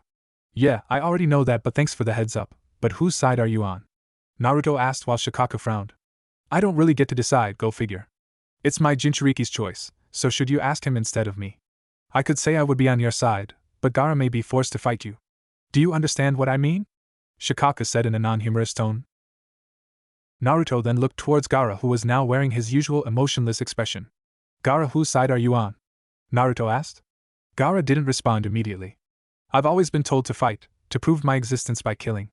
What could you possibly offer me? I'm quite content with my life right now. Gaara spoke in the emotionless tone, which in the distance Naruto heard a slap and a wail of pain. It was most likely Kurami slapping Shikaka for whatever reason. Naruto gave a small smile. How about friendship? Just like you, I've been that lonely dark place. It hurts, doesn't it? Being ignored, no one wants you around, even your own family fears you. Gaara, I'm a Jinchuriki like you. I understand your pain better than anyone. Naruto explained, hoping that the young redheaded would listen to him. He did not want to have to force genjutsu on his fellow Jinchuriki. Then why didn't you turn out like me? One where you prove your existence through killing others, that's where true strength. Gaara was cut off by Naruto as he raised a hand. That's your father talking, not you. Gaara, true strength comes from the desire to protect those who are precious to you. When you have something worth fighting for, you become truly strong. I fight for everyone I care about. Kihana-chan, Kurami-chan, Jiji, Erosenin, Kakashi-sensei, and many others. That is where my strength comes from, and I'm pretty sure you have people care about you to your brother and sister. Naruto said in a prideful tone. I'm not saying it's going to be easy, but we could start out like this. Hi, my name is Uzumaki Naruto, and I'd like to be your friend. Naruto said with a warm smile on his face. Gaara's eyes widened at Naruto's little announcement. Looking down at Naruto's hand, Gaara felt his hand twitch. Shikaku stood up to the side, nursing the giant bump on the side of his head. For my sake, Gaki, take the damn offer. I don't want to get beaten up by my Ne-sama anymore, Shikaku complained. Gaara nodded to Shikaku before taking Naruto's hand firmly and shaking it. I'm Sabaka no Gaara, and will you teach me what it means to be a friend? Gaara said in a confused tone, as Naruto's face faltered. Well, it's a start at least. I can just get him and his siblings on my side. Then we can turn the tide of this invasion greatly, Naruto thought to himself. Kihana and Kurami smiled at Naruto's little bonding moment with Shikaku's Jinchuriki host Gaara. Time skip, the beginning of the preliminary rounds. Naruto felt greatly annoyed as he ignored the stares he received from most of the people watching. Without exception, the crowd of people were either wondering who he was, or why did he change so much. It was obvious that most of the people had heard what happened in the Forest of Death from the gossip queen Ino. Naruto wished he could turn invisible, as this was rather annoying, but he really couldn't blame them for staring at him, but he wished they would stop. Naruto took a moment to survey all the different teams, and it was the same as his original timeline. Without counting his team, there are 5 other teams in total that had made it past the second stage, most of which were the rookie genin teams like his own. This left only 2 other teams, the Oto team and Gaara's team. Naruto then turned his focus back to the area around him. They were in a large theater/battle arena that resembled some type of tournament/training area. He, along with the other genin, were currently standing on a stone-tiled surface. Up in front of them was none other than Sarutobi Hiruzen, who was currently standing on the Kage platform. Behind Hiruzen were the proctors Anko and Ibiki, who were looking out amongst the crowd. The Jounin sensei were also among them, along with the few Chunin who were acting as judges. Anko groaned as she looked at all the genin who passed the second stage. Out of 78 people that we started with, 21 of them actually made in time. When I said I was gonna cut them in half, I was thinking more along the lines of single digits. Anko sighed before her eyes landed on the blonde black-haired genin. The only thing that's really bugging me is who that is. I heard a rumor from that blonde-haired idiot had transformation in the forest? But he never looked like this. Anko continued to ponder. It's truly remarkable that so many made it, and for so many of them to be rookies is nothing short of astonishing. Hiruzen eyed the Jounin squad leaders. It's no wonder they were all nominated. Hiruzen's gaze landed on where Naruto was supposed to be. In his place was a bit more mature-looking Naruto with black and blonde hair. Naruto detected Hiruzen staring at him. This was the perfect moment that Naruto had been waiting for. Naruto quickly met the Sandame's eyes before quickly manifesting his Sharingan for a split second. Hiruzen completely froze at the eye in Naruto's left eye socket, and before the old Hokage could even take his eyes off Naruto, he felt the pull of Genjutsu. Naruto's mindscape. What is this place? Hiruzen asked as he found himself in a rather luxurious room. Luckily, the old Hokage didn't have to wait long, as the sliding door to his side opened, revealing Naruto smiling at the old man. Welcome to my mindscape. It's a place where I can speak to you without anyone interrupting us. So please follow me. There's some 2 people I want you to meet. Naruto gestured as Hiruzen followed him out of the room. Naruto led Hiruzen down the hallways before they came to a large set of sliding doors. Giving a gentle knock, Naruto heard Kurami and Kihana say, "Come in." Hiruzen raised an eyebrow hearing 2 female voices from the opposite room. Naruto opened the door, which Hiruzen nearly fainted at what he saw. Kurami and Kihana were both sitting at the round table, peacefully drinking tea with their bijou features showing, ears, tails, claws, and fangs. Naruto walked over and sat down on his designated size of pillows, to which Kihana passed Naruto a cup of tea. Hiruzen stood there like a deer caught in headlights, unable to move, unable to speak.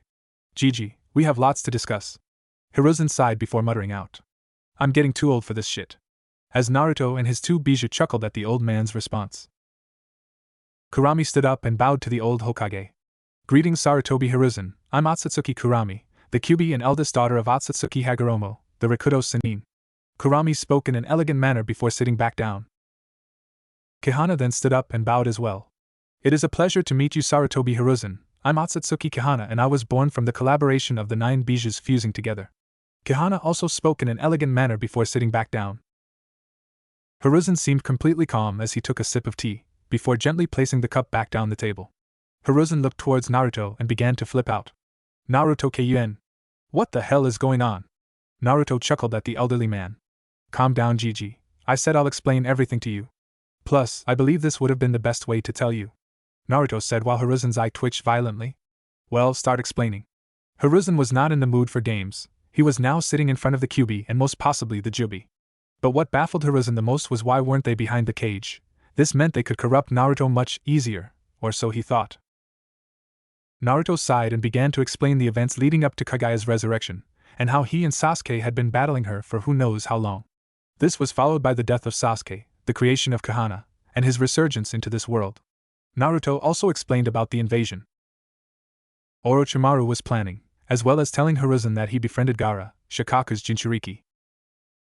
Naruto-kun, I will not tell a soul about this. I will treat this as a SSS rank secret punishable by death. But I can only assume that you will be telling Jiraiya about this as well. Naruto nodded. Hiruzen sighed. And I can only assume that you already know about your parents. Naruto nodded at this. I do not blame you for what you did, Gigi. You did what you thought was best. When Jiraiya comes, I will explain everything to him as well. Hiruzen nodded, accepting Naruto's answer before asking the question that was on his mind. Naruto-kun, how do I get out of here, Naruto-kun? Naruto gave an amused chuckle as he grinned before he poked Hiruzen in the forehead. Hiruzen vanished from sight as Naruto gave his goodbyes to Kihana and Kurami. Real world. Hiruzen felt his consciousness returning. Luckily, only a few seconds passed in the real world. This is a rather interesting turn of events. For better or worse, I do not know, Hiruzen thought to himself. To everyone who made it this far, congratulations on passing the second stage of the Chunin exams. Anko said. Listen carefully as Hokage-sama will explain how the third stage of these exams works. Before I explain the third stage of the exams to you, there's something I would like you all to know, Hiruzen said. The true reason for these exams.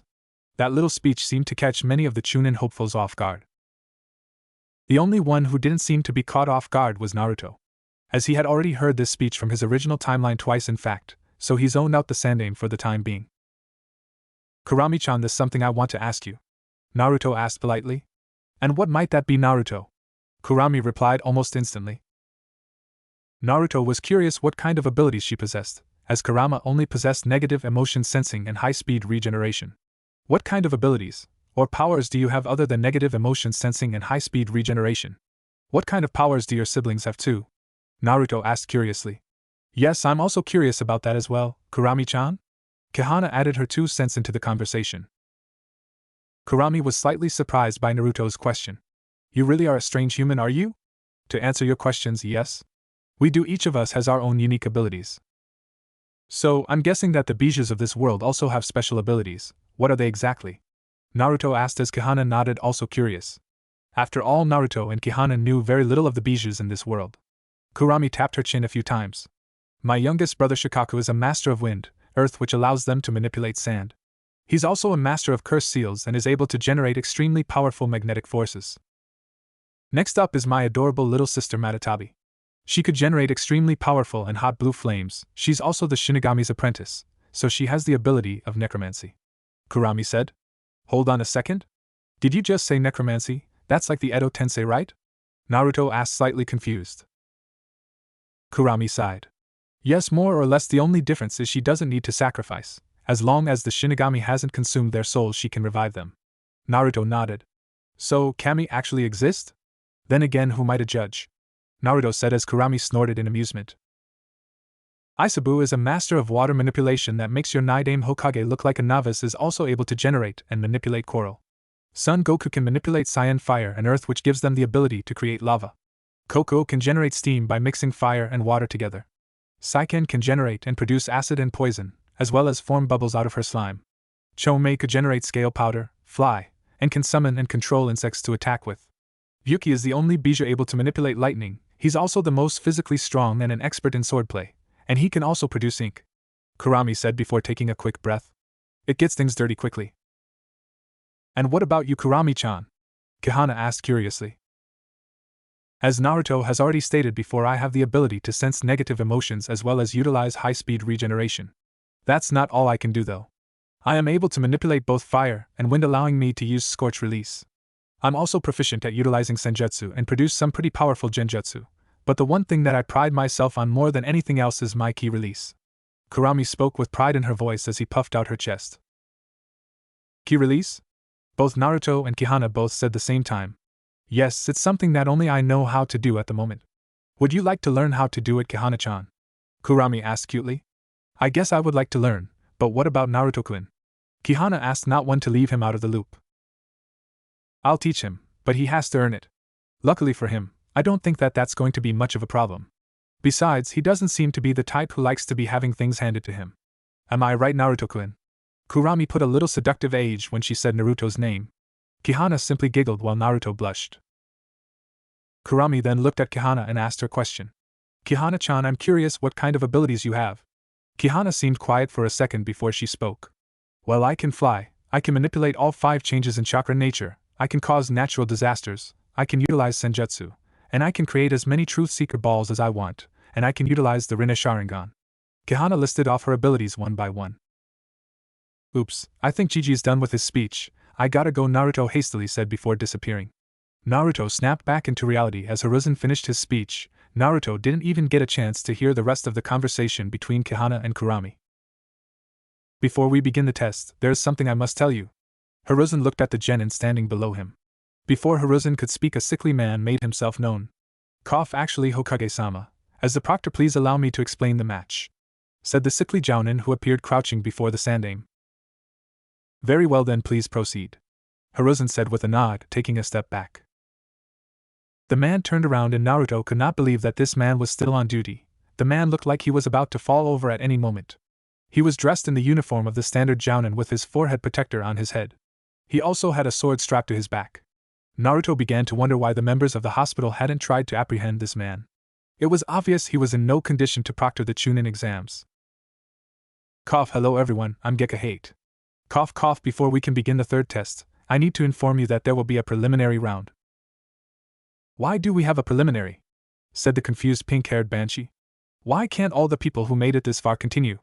Naruto's hand twitched, he had to resist the urge to hit her upside the head. Just how stupid she? Naruto thought to himself. Yufufu. I must agree with you, Naruto, your counterpart was stupid enough to like her, also stupid enough to overlook her own stupidity. Kurami spoke in a humorous tone. Naruto's eye twitched. Oh, I'm so glad you have so much faith in me, Kurami-chan. Naruto replied in a sarcastic tone, while Kihana giggled. Hate coughed into his hand as he looked over at Sakura for a moment before explaining himself. Coughed because the first 2 exams may have been too easy this year, we just have too many people. According to the rules of the Chunin exam, we must hold a preliminary to reduce the number of people participating for the 3rd test. As Hokage-sama stated, there were many prominent guests attending, and if the fights take too long we may run out of time. Anyways, for those of you who are not feeling well or those who like quitting, please step forward now, since we will be starting the preliminaries immediately. Kabuto stepped forward as he raised his hand. Proctor-san, I quit. Hate nodded. Very well then, you may go.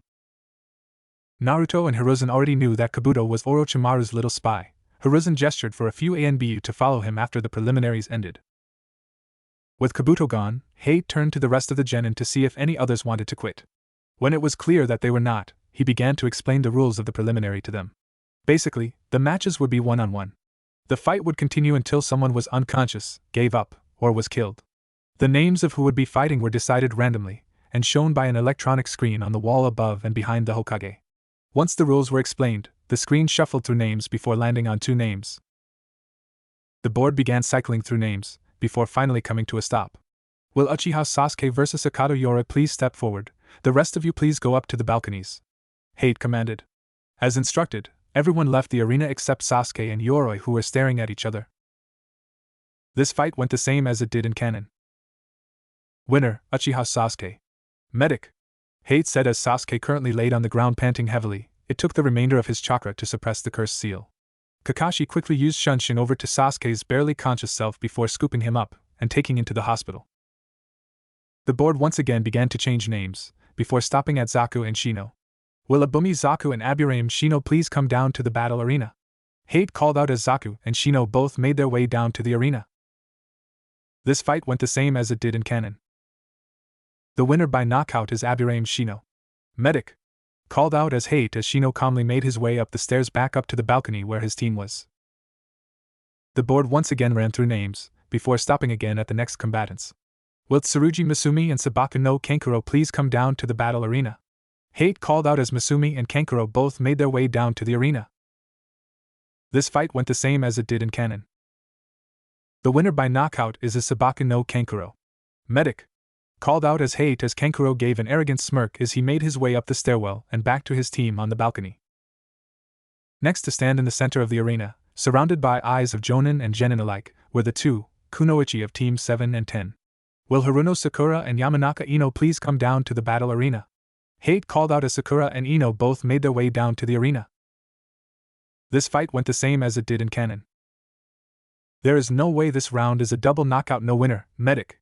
Hate spoke in a disappointed tone at the pathetic display of skills that the two Kunoichi/fangirls displayed. He wasn't the only one disappointed, so was the entire stadium. Man Kakashi, did you teach her anything?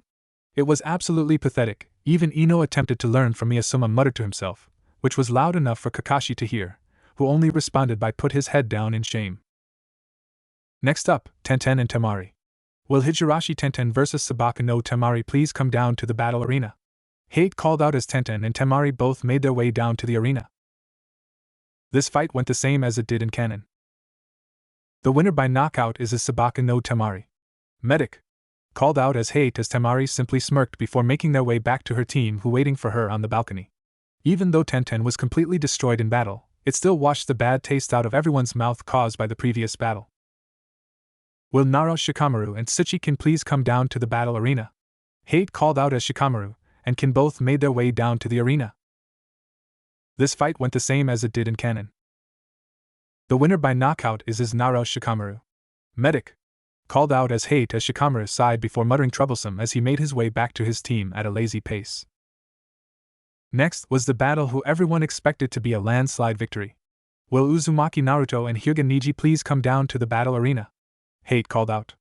Naruto's eyes widened slightly. He was expecting to fight against Kiba, not Niji. Well, this was unexpected, but I guess I can knock some sense into them now. Because I probably would kill him if he hurt her again. Naruto thought to himself as he made his way down to the battle arena. Naruto and Niji began with a stare down, either one of them dared to move. Niji drew an arrogant smirk across his face. Why don't you just give up, a failure like you cannot fight against fate? Because fate has already decided that I will be the winner of this match. Niji announced to the world before his eyes began to twitch in annoyance. Naruto wasn't paying attention to him. Naruto then blinked at Niji with a bored expression. HN. Did you say something? Naruto asked in a clueless tone. Up in the balcony. Kurina's eyebrow twitched in annoyance as she looked back at Kakashi, before looking towards Asuma and Guy. We must save him. Kakashi has already begun to corrupt him. Kurina yelled out in fear. Kakashi's sweat dropped. I have done no such thing. I don't even know where he got that from. Kakashi spoke in an innocent tone. Kurina's eye twitched furiously. We won't let you corrupt anyone. The last thing we need is another Kakashi running around, being 3 hours late to everywhere he goes, and reading those pornographic novels you read in public. Kurina yelled once more as she attempted to jump at Kakashi but was held in place by Asuma. Damn it! Asuma, release me! The red-eyed Genjutsu mistress yelled out. Not until you come down. Asuma tried to calm down his love interest, all the while Might Guy was more focused on the match. Naruto-kun seems different. Let's see how he fares against Niji. Guy thought to himself, completely ignoring everything other than the fight. At least Kakashi's oldest rival wasn't making fun of him. Down in the battle arena. You know, you talk a lot about destiny and fate, and all I hear is you asking to be shut up by someone. Try removing the kunai from your behind and lighten up. Naruto announced as some of the shinobi up on the balcony started to laugh. Niji gritted his teeth in anger. Say what you want, but you're still a failure and fate has decided me as the winner of this match. Niji roared in anger before charging at Naruto, with his Byakugan blazing to life. Naruto sighed as he sidestepped Niji's first strike before tripping him. Niji hit the ground face first, and growled as he pushed himself back up. Niji, you're speaking about fate as if it's something that actually exists? Naruto said in a calm tone. Of course it exists, it's what binds us and forces us to follow the path it has set up before us. Niji growled before getting back up into another battle stance. Naruto shook his head. You are complete idiot. Why is everyone who is born into a clan full of dojutsu users always turns out to be such maniacs obsessed with random things like fate? If things don't turn out better, you could end up just like the Uchiha. Naruto declared as everyone's including Niji's eyes widened at Naruto's choice of words. Hinata on the other hand up in the balcony gained a sad look in her eyes. What did you just say? Niji growled. Naruto gave a smirk.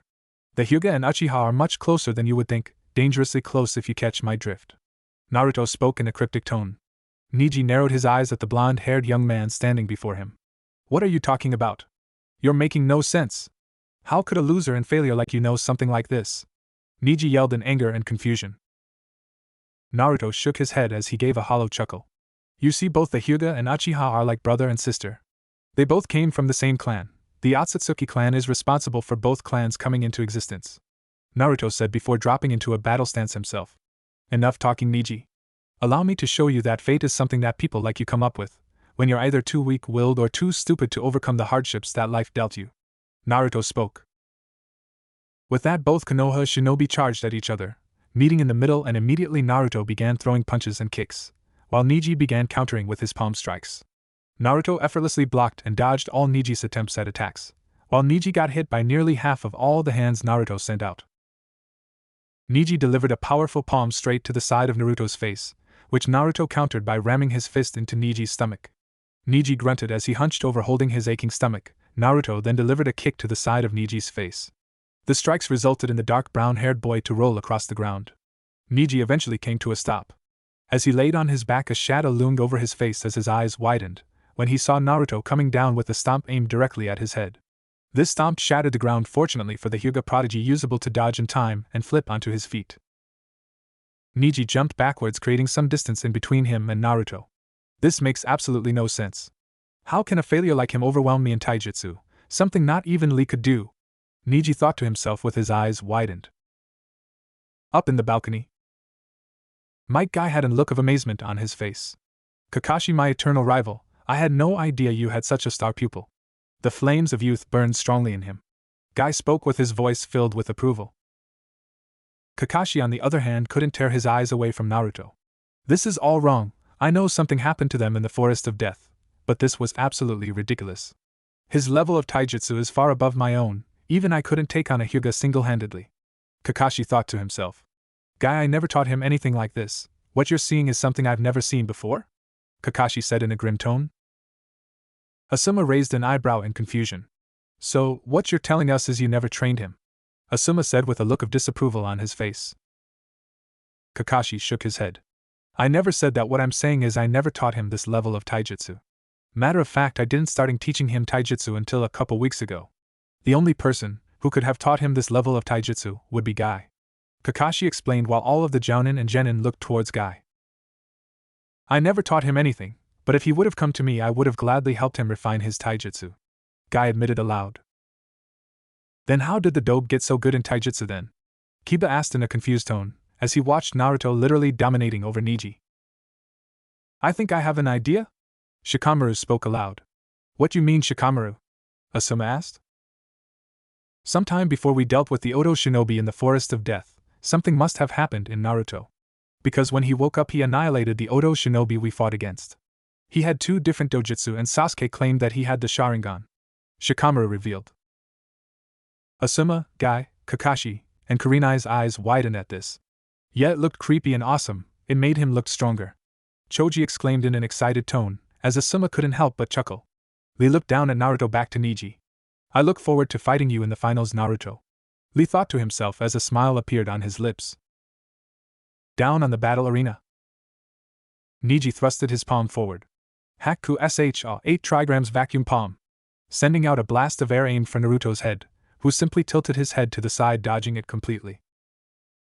Naruto then turned his attention back to Niji. Are you done yet?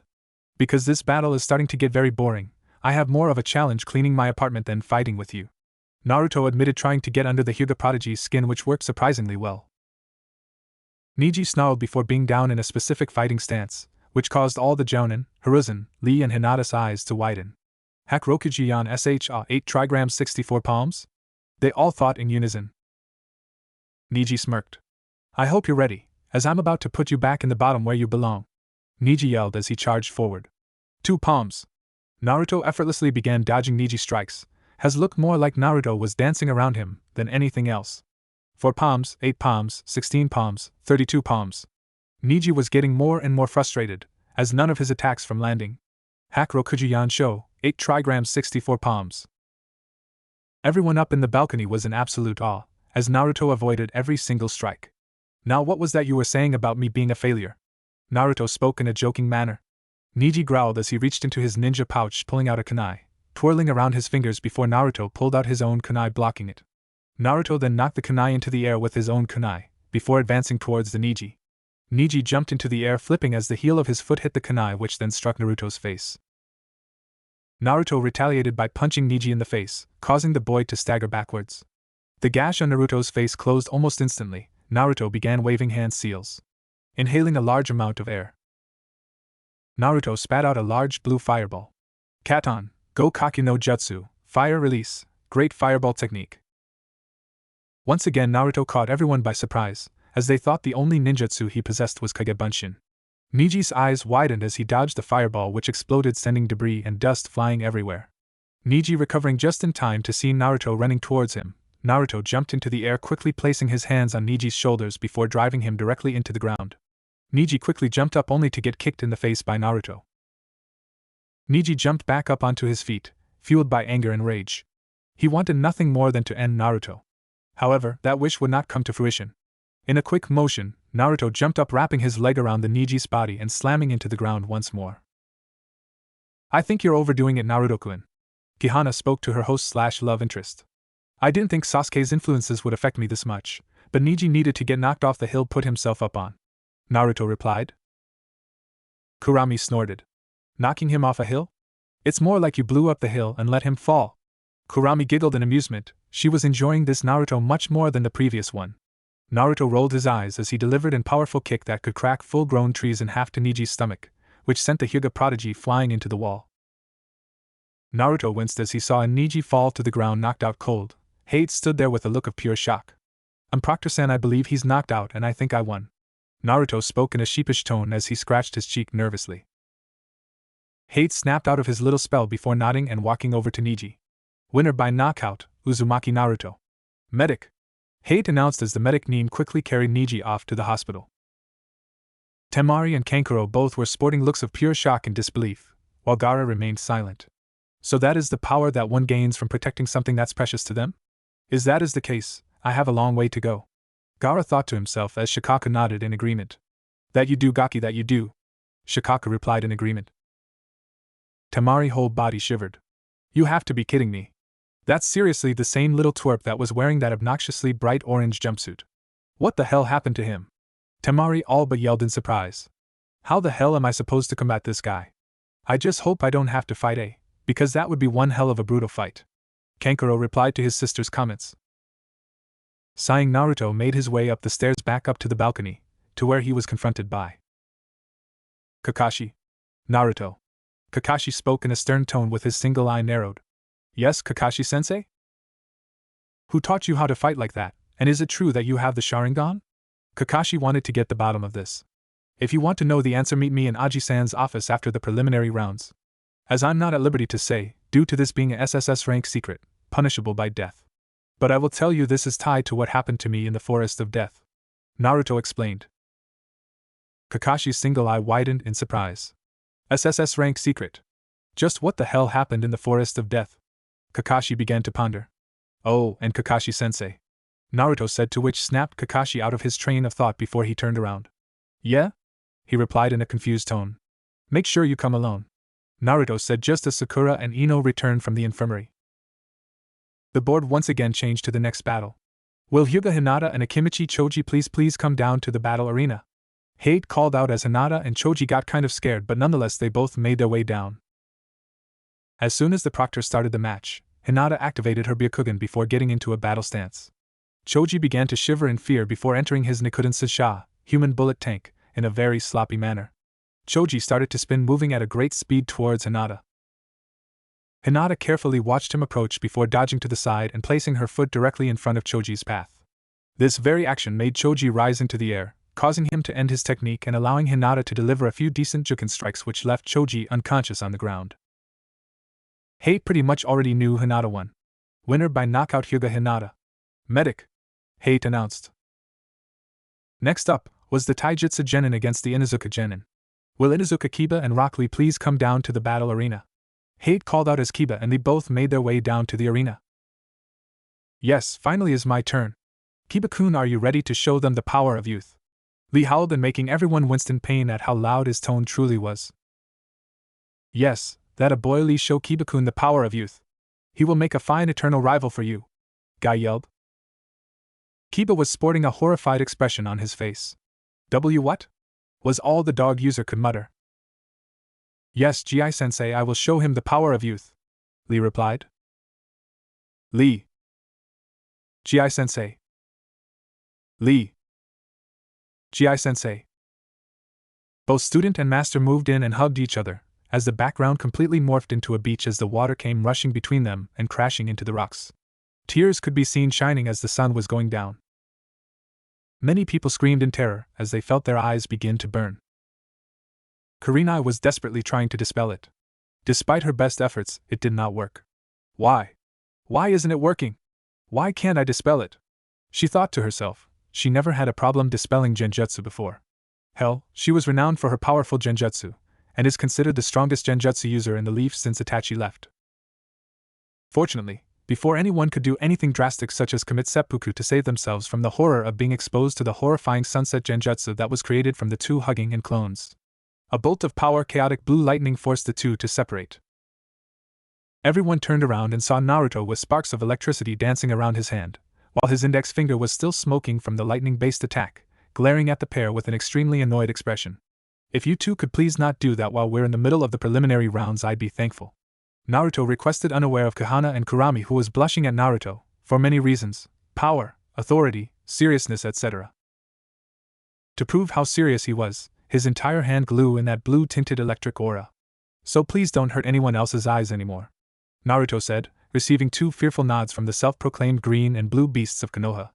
Naruto lowered his hand as he smiled, before noticing everyone was staring at him. Why are you all staring at me like that? Naruto said as everyone quickly looked away from him besides Hiruzen and Kakashi, who sent him a thankfully glances. Is this the power he awakened during the second stage of the Chunin exams? Kakashi wondered to himself. It would be best if I didn't tell Sasuke about this, mainly for his safety. Little arrogant bastard believes he is entitled to everything. What happened to you, Naruto-kun? You weren't ever like this before? Hinata thought to herself in a frightened manner. Jesus Christ. I'm glad I won't have to fight him. Temari, Kankuro, Kiba all thought in unison. Ka-chan was right, Naruto Baka is a monster. Everyone's favorite pink-haired banshee thought to herself. Heh. Looks like my Ne-sama Jinchuriki is stronger than I thought? Cuckoo. Well, Gaki, you really got your work cut out for you. I suggest you take his advice, and train with him when you get the chance. Shikaku advised his Jinchuriki. Yes, I agree. It's what I have to do if I want to protect those who are precious to me. I'm going to need your power in order to do so, Gaara replied. Wow, Nar, you've impressed me quite a bit. Maybe after these preliminaries over, I can give you head. Kurami purred in a seductive tone. Naruto mentally choked on his spit. What was that? He replied as his cheeks were dusted red. Kahana, on the other hand, was blushing as well. Kurami-chan, please don't joke around like that. Suki spoke, believing that her fellow Bijou always joking. Who said anything about me joking around, Kahana-chan? Or maybe Naruto would prefer watching some Yuri action instead? Kurami giggled out as she saw Kahana's nose began to bleed. Naruto, on the other hand, his face now rivaled that of Hinata's. Please, can we discuss this at another time? Naruto said before cutting the connection, so he can concentrate on watching. Down on the battle arena. You bushy-eyebrowed freak. Get ready for the beating of your life.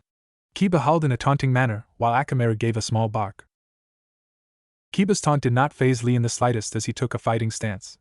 Do not worry, Kiba-kun. I will fight with everything I got, so that my flames of youth shall burn brightly, Lee responded with complete confidence. Hei backed away from the two genin, as Lee charged at the Inuzuka and Niken, at an incredible speed that left them in shock. Thanks to Kiba's advanced senses and reaction speed, he manages to block the kick with both his arms, although he was forced back a few meters. Kiba grunted in pain as he felt the bones in his arms crack from the force of impact. Ack. Mother! What the hell your legs made out of? Kiba yelled as his arms throbbed with pain. Lee was still in the same pose before lowering his leg and retook his fighting stance. Most excellent reflexes, Kiba-kun. To answer your second question, I train hard so that I can break the strongest trees and hardest stones I can find within Konoha's walls. The bowl-cut spandex-wearing shinobi praised Kiba. Kiba took a step back as the pain in his arms finally subsided. I've seriously underestimated him. Looks like I have no choice, Akamaru. Kiba announced while Akamaru barked in agreement, reaching into his ninja pouch, pulling out 2 small brown pills. Up in the balcony. So, he's gone with that already? Should be an interesting match? Naruto thought to himself. You're only saying that because you don't have to fight him. But then again, if you did fight them now, you would annihilate him. Kurami answered in a bored tone. That's mean, Kurami. Could you be a little bit nicer? Naruto asked. And why should I? Humans see me and my kind as nothing more than power sources. Well, maybe not you, but everyone else does. Until I'm proven wrong, I'm not going to change even for you. Kurami harshly replied. HN. So stubborn, I guess I have to beat some sense into you later, replied Naruto, eye twitching. Kihana simply ignoring Naruto and Kurami's bickering as she focused on the match. I hope Kiba-san wins. She thought herself as she was a wolf, and she wanted the Inuzuka to win. Those are soldier pills. What could he possibly be planning? Kakashi thought aloud. Sakura turned towards her sensei and raised an eyebrow. Soldier pills? The pink-haired banshee questioned curiously. Soldier pills are a special medicine that can restore and amplify a shinobi's chakra and stamina. Quite a few shinobi have them in case they're running low on chakra. Asuma answered. Wait, isn't that cheating? Sakura asked in a confused tone as she saw Kiba giving one of the pills to Akamaru. Naruto, Kihana, and Kurami along with all of the Jounin and Hiruzen mentally smacked themselves. Wow, she really is that stupid? They all thought in unison. Kakashi shook his head of all negative thoughts before answering. No, because they are categories as a shinobi tool just like Kunai and Shuriken. Kakashi explained as he saw Kiba eat the other one. But it's best to use them as a last resort, because consuming too many can result in negative effects from overusing them. And believe me, I've seen what happens, it's not very pleasant, Kakashi said, remembering one of his many ANBU missions. Down on the battle arena. Lee smirked before getting back into his battle stance as he looked at his opponent. This is getting interesting, he stated quietly. Both Kiba and Akamaru began to change slightly after swallowing the pills. Akamaru's hair turned more feral and a brownish red and began growling furiously, while Kiba's teeth were now turning canine-like and his nails became much sharper like claws. Kiba then dropped down on all fours. Let's go, Akamaru! He growled in a beastly manner as the small dark red Nikin jumped on his back, barking in equally beastly manner. Kiba then formed the tiger hand seal. Beast mimicry. Within an instant, the two were covered in smoke as Lee waited patiently so that he could fight Kiba at his best. As soon as the smoke cleared, revealing Akamaru had transformed into a carbon copy of his partner. Jujin Bunshin, beast human clone. Kiba and his doppelganger are declared in unison. Lee's smile grew even wider as he saw this. Impressive. Now let us fight more, he declared with excitement. That a boy, Lee. Show your opponent the power of youth. Guy howled from up on the balcony, smiling and giving a thumb up. Yes, sir. Lee instantly responded with a salute. The doppelganger duo growled in response. We'll end this now, Kiba declared while Akamaru growled and jumped off his partner. Very well then, here I go, Lee responded as he charged at the duo. The two Kibas began to spin in place before charging at Lee. Gatsujie, Fong passing Fong, Kiba declared. Lee came to a full stop as he saw the two deadly twisters heading at him in alarming speed. Thanks to some quick footwork, he dodged the two twisters, with minimal effort. The doppelganger duo didn't let up as they quickly stopped, before beginning another assault. They combined their two twisters into one large one, trying their best to minimize the space the bull-cut spandex-wearing genin could use to dodge. You're done for now, you bushy-eyebrowed freak, Kiba declared loudly. Unfortunately for the doppelganger duo, they were proven wrong as Lee jumped into the air before they could even contact him. Once in the air, Lee came down with a devastating dive kick towards Kiba's back. This caused the young Inuzuka to hack up blood as he impacted the ground from the tremendous force. This surprise attack left Kiba in an unconscious state, as Akamaru reverted back to his normal form before running towards his unconscious partner with concern. Do not worry, Akamaru-san. I only struck him to knock him out, Lee spoke in a calm manner while taking a few deep breaths. Hate walked towards the Inuzuka and saw that he was indeed unconscious. The winner by knockout, Rock Lee. Medic, he declared while pointing at said boy. Next was Gaara's first battle in that section of the exams. Will Kinuta Dosu and Sabaka no Gaara please come down to the battle arena? Hate called out as Dosu and Gaara both made their way down to the arena. Gaara didn't hesitate as he sent out 10 shuriken he made with his sand towards the enemy.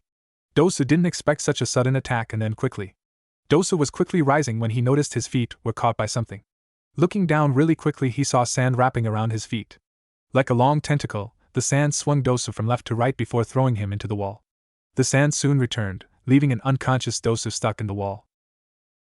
Winner by knockout, Sabaku no Gara Hate spoke plainly after seeing such a quick battle during the final match of the preliminaries. The finals for this year's Chunin exam will be held in main arena in 1 month time. Here is the opponent list. Take a good look. Hate spoke as he showed everyone a piece of paper in his hand. Hyuga Hinata vs Sabaku no Kankuro. Sabaku no Temari vs Naresh Shikamaru. Lee Rock vs Uchiha Sasuke. Sabaku no Gara vs Uzumaki Naruto. Naruto had been laying on a large comfortable bed inside the master bedroom of his parents' home. In the seclusion on his new home, Naruto had changed his usual attire to a pair of shorts, as he had recently got out of the shower. Naruto was pleasantly surprised that Hiruzen was so willing to give him his parents' house, but then again, he wasn't complaining. Naruto was simply thinking about everything that had gone on earlier in between him, Kihana, Kurami, Hiruzen, Jiraiya, and Kakashi. Jiraiya and Kakashi's reactions weren't that surprising. Knowing that now his senseis were alive once again brought a smile to Naruto's face. Flashback. Naruto, followed by Kakashi, made their way to Hiruzen's office.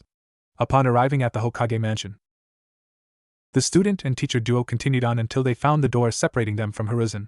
Naruto gently knocked on the door despite the protesting of the secretary, which he ignored. "You may enter." Hiruzen's voice sounded out from the other side.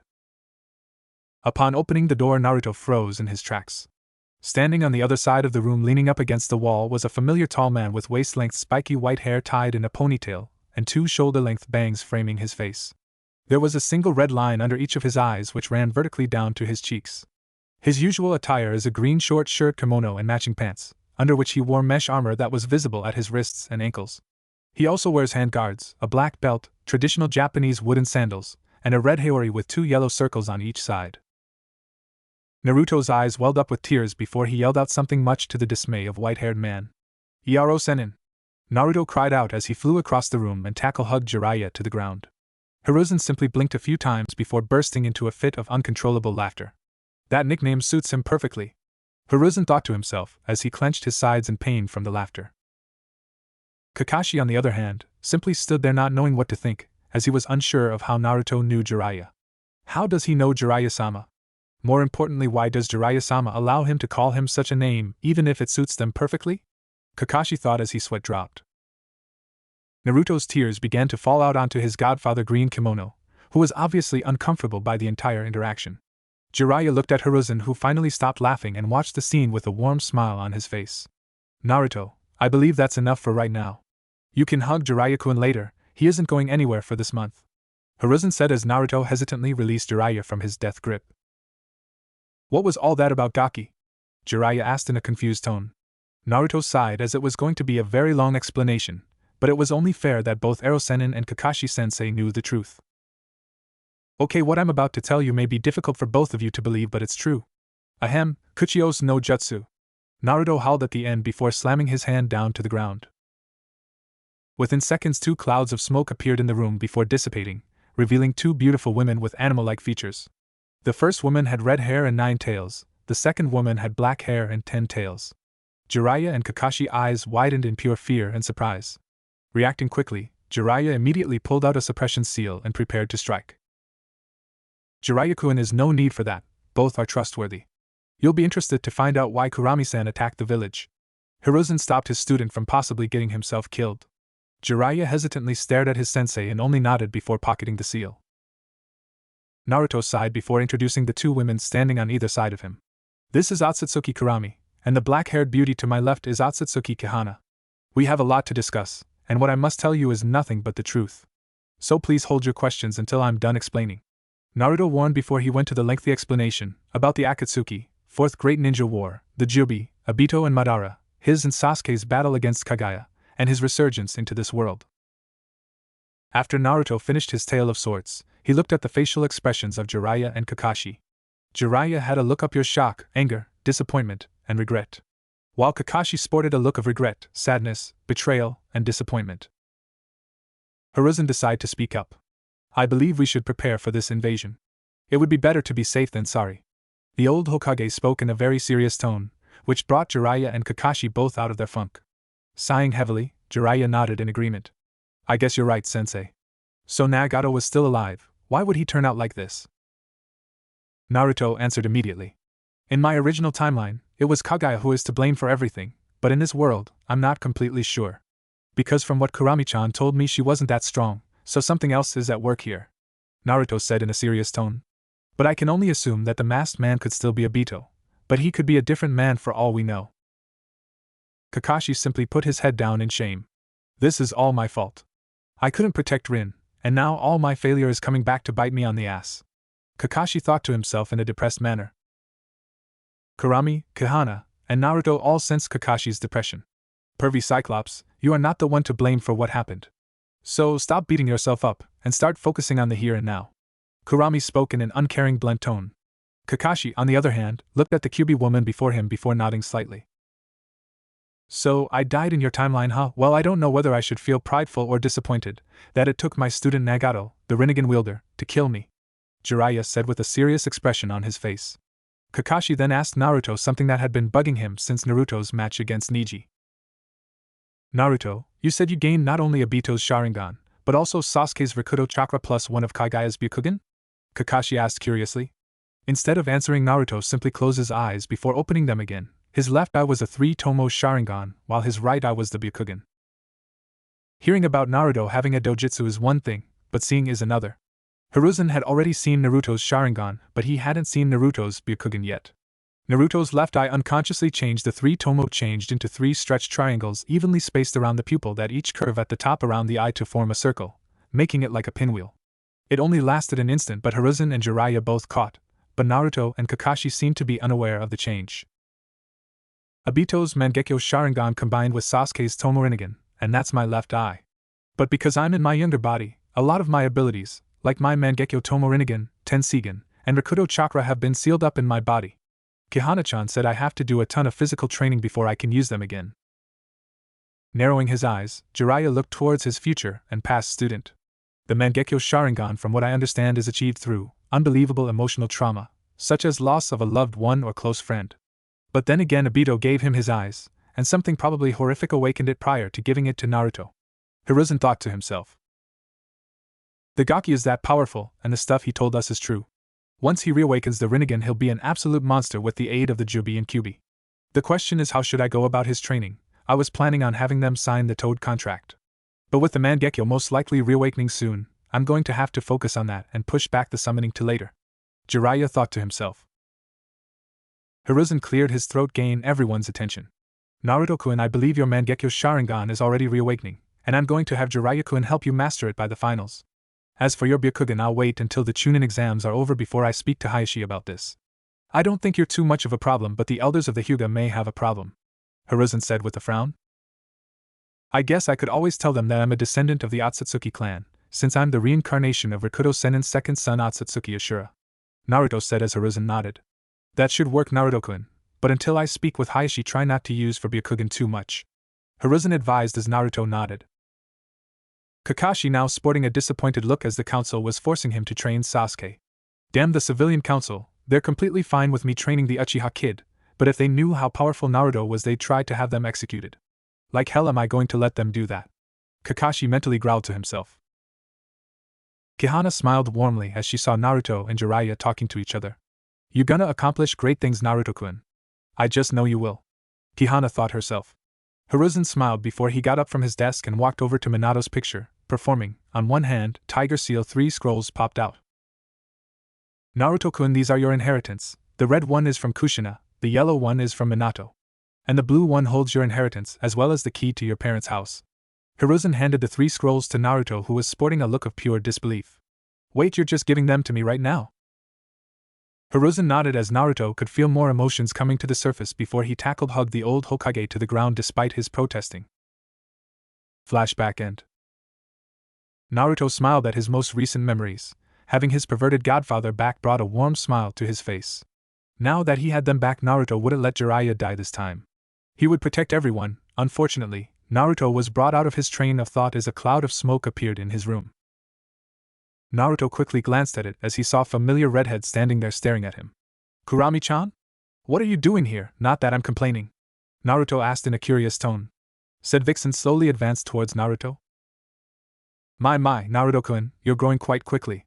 You didn't even have to do much for your Mangekyo Sharingan to come back. Of course, you'll have to wait a little longer, but once it's back you have the powers of Amaterasu, Kamui short and long, and Amenotejikara. Not even to mention your Rikudo chakra and Tenseigan. Yeah, I'm starting to think that maybe I shouldn't ever use those, at least for a long time. And why would that be? Because otherwise there'd be no challenge. Even Madara wouldn't be able to do much if I went 100%. Every battle would be over from the get-go. Indeed, you did take out the godly Kage of your world, but with that much power you could guarantee safety to all the people you love. I guess you're right, but I think I might limit myself to what I use against who. Sounds like a plan. But you'll have to use a ton of your power to defeat me, of course. I won't be holding back at that time. Kurami spoke with a creepy smile across her face. Don't worry, Kurami-chan. I will make sure to give you hell in battle. The 13-year-old boy promised the centuries-old demon fox. Time skip, training field. Naruto made his way towards training field 22, where he and Jiraiya decided they would begin his training. Jiraiya, still the same man as his other world counterpart, was behind a bush peeking at a bunch of young women who were playing in a lake. Ero Sennin, I'm here! Naruto yelled out. Jiraiya's eye twitched. Damn it, Gaki! Don't call me that! Jiraiya yelled out comically, which Naruto retorted in an equally comically manner. I'll start calling you that when you stop peeking at women! Naruto yelled out as all the women on the other side of the bush screamed out in terror before running. Jiraiya began to cry comically. No, you ruined my precious peeking. No, I mean research. Jiraiya cried as Naruto shook his head and laughed. Here, Ero Sennin, I have a little present for ya. Naruto said, hoping to cheer up his Ero Sennin. Jiraiya was slightly interested as Naruto put his hands together, forming the ram symbol. Transform. Naruto's body was covered in a thick white cloud of smoke. When it dissipated, Naruto was revealed to no longer be there. In the place of the young teen boy was a beautiful woman with long blonde hair and twin tails. She wore nothing to cover herself, relying on two thin lines of smoke to cover her private parts. View of this beautiful woman nearly rendered Jiraiya unconscious as he fell to the floor. Naruto transformed back and laughed at his teacher, who was struggling to not die from the blood streaming out of his nose. Truly, this kid is the child of prophecy. This'll be so helpful for my research, he thought before standing himself up. After Jiraiya calmed down, he stood in front of Naruto once more.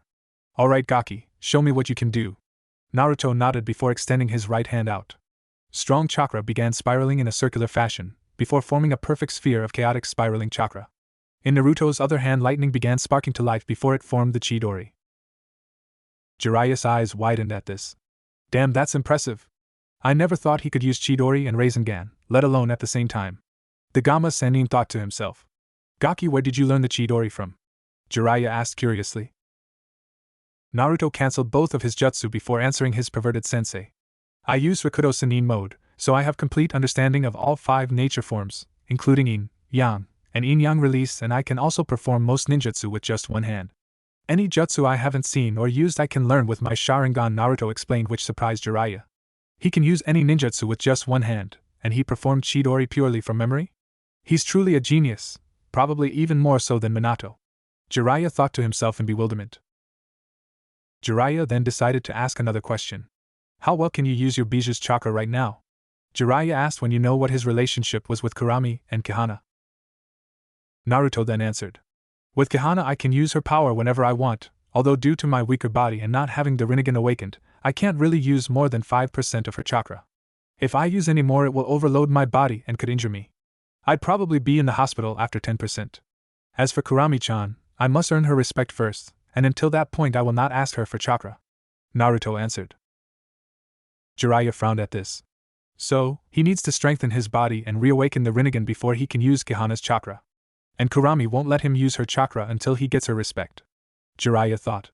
Do you think with 5% of Kahana's chakra would you be able to defeat Orochimaru when he attacks Konoha? Jiraiya asked, not realizing how powerful Kahana truly was. Naruto stared Jiraiya with a deadpan expression. Did you ask me to fight Orochimaru, using Kahana's power? Naruto asked in a confused tone. Jiraiya was quick to respond. Well, you did say you can utilize some of your power with no negative side effects, and she's willing to lend you power whenever you want. So, I honestly don't see anything wrong with that, Jiraiya replied. Naruto sighed but couldn't help but smile. First, Kihana is a couple hundred if not 1,000 times stronger than a Kage-level shinobi. Second, there won't be a fight if I use Kihana's power against him. It would be like firing a Bijudama, tailed beast ball, to get rid of an anthill. I can literally destroy the 5 great nations with her power alone, not that I ever would. But to answer your question, yes, using 5% would completely crush Orochimaru if things get really hairy, Naruto explained to his perverted sensei, whose eyes widened. You're serious? You can literally destroy the 5 great nations on your own with her power? Jiraiya sounded scared. Naruto nodded. Yes, I could use the power one gained from becoming the Kihana's Jinchuriki is 20 times greater if not more than the power you gain from the Rinnegan. But here's the kicker, you need the Rinnegan to become the Jinchuriki of Kihana or the Gedo Mazo. Naruto explained. Jiraiya was as white as a ghost. He knew some things about the Rakuto Sennin and the Rinnegan. What exactly is the Rinnegan truly capable of? Jiraiya asked, slightly afraid of the answer she might get. Naruto sat down before rubbing his chin. It's kinda hard to say, but basically the basic abilities you get are the ability to see chakra in its initial state, you can see barriers, you can see invisible targets. You gain all 5 basic changes in chakra nature, as well as the ability to master any non-Kekkai Genkai ninjutsu. Now the Rakuto no Jutsu, 6 paths technique, are separated into 6 different categories. The first being Tendo, Deva path, which allows the user to manipulate gravitational attraction repel forces. Next is Shurato, Azura path, which allows the user to create mechanized limbs, weaponry and armor. After that is Ninjendo, human path, which allows the user to read anyone's mind as well as the ability to rip their soul out. Next is the Chikashoto, animal path, which allows the user to summon any type of creature they can imagine. Gekido, Preta path, allows the user to absorb an infinite amount of chakra. Jigakudo, Naraka path, which allows the user to summon the king of hell to either heal or interrogate. Naruto explains as Jiraiya simply sits there growing paler. Naruto smirks at his sensei's expression. That's not all, is the 7th path, as well as unique abilities each Rinnegan user is able to unlock.